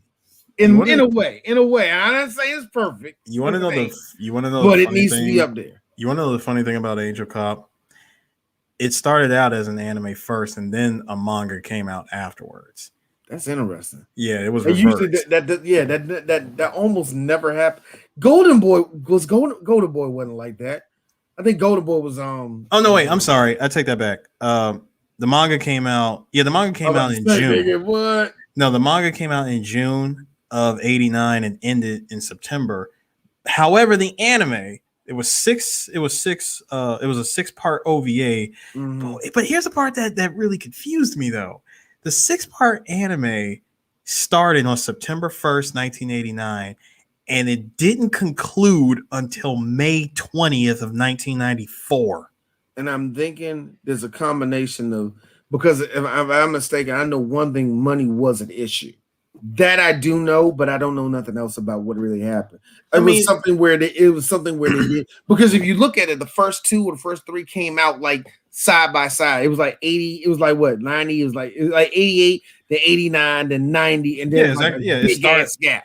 It started in 89, and it just didn't conclude until 94. Yeah, and I think it was just I think it was a combination of all that. And you know what? That's really worth investigating, because Angel Cop is not one of these animes that doesn't have a history behind it. They have names attached to this thing, so you can find stuff on it, unless we get cursed errors. And there's that one thing that the artist did, was like, nah, y'all didn't even know nothing. Nah, we put it out. It was like 18 of us. Studio yelled at us. Look, it's out, man. Y'all don't even know no backstory. Like, so, but I kind of do. But in this case, I think I think it has the same luck that Venus Wars had. That there's people that can chronologize, that can tell you everything that happened with this thing. As far as like from animating it to the end, at least there's some history to it, and people can tell you how it came together. So I can at least say that about it. With Venus Wars, we got all this extra stuff now because it's been 30 years since that film came out, and there is a manga that does exist. Angel Cop, on the other hand, it was a very short manga for one thing, and number two, the anime, the fact that it took 4 years for it to be completed. Oh, that's crazy. See, I'll give you the other OQ to that, other one to that too. Let's look into the fact that what was it? It was really only really big in America more than it was Japan.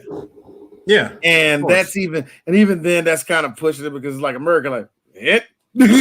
Nah, because a lot of anime. Because a lot of anime like that, it was the timing. The timing of the timing of anime back in that time, we didn't get all the good stuff, or what we call the good stuff, because it was the only thing that we could get. So we accepted anything that was given to us as good. Anything.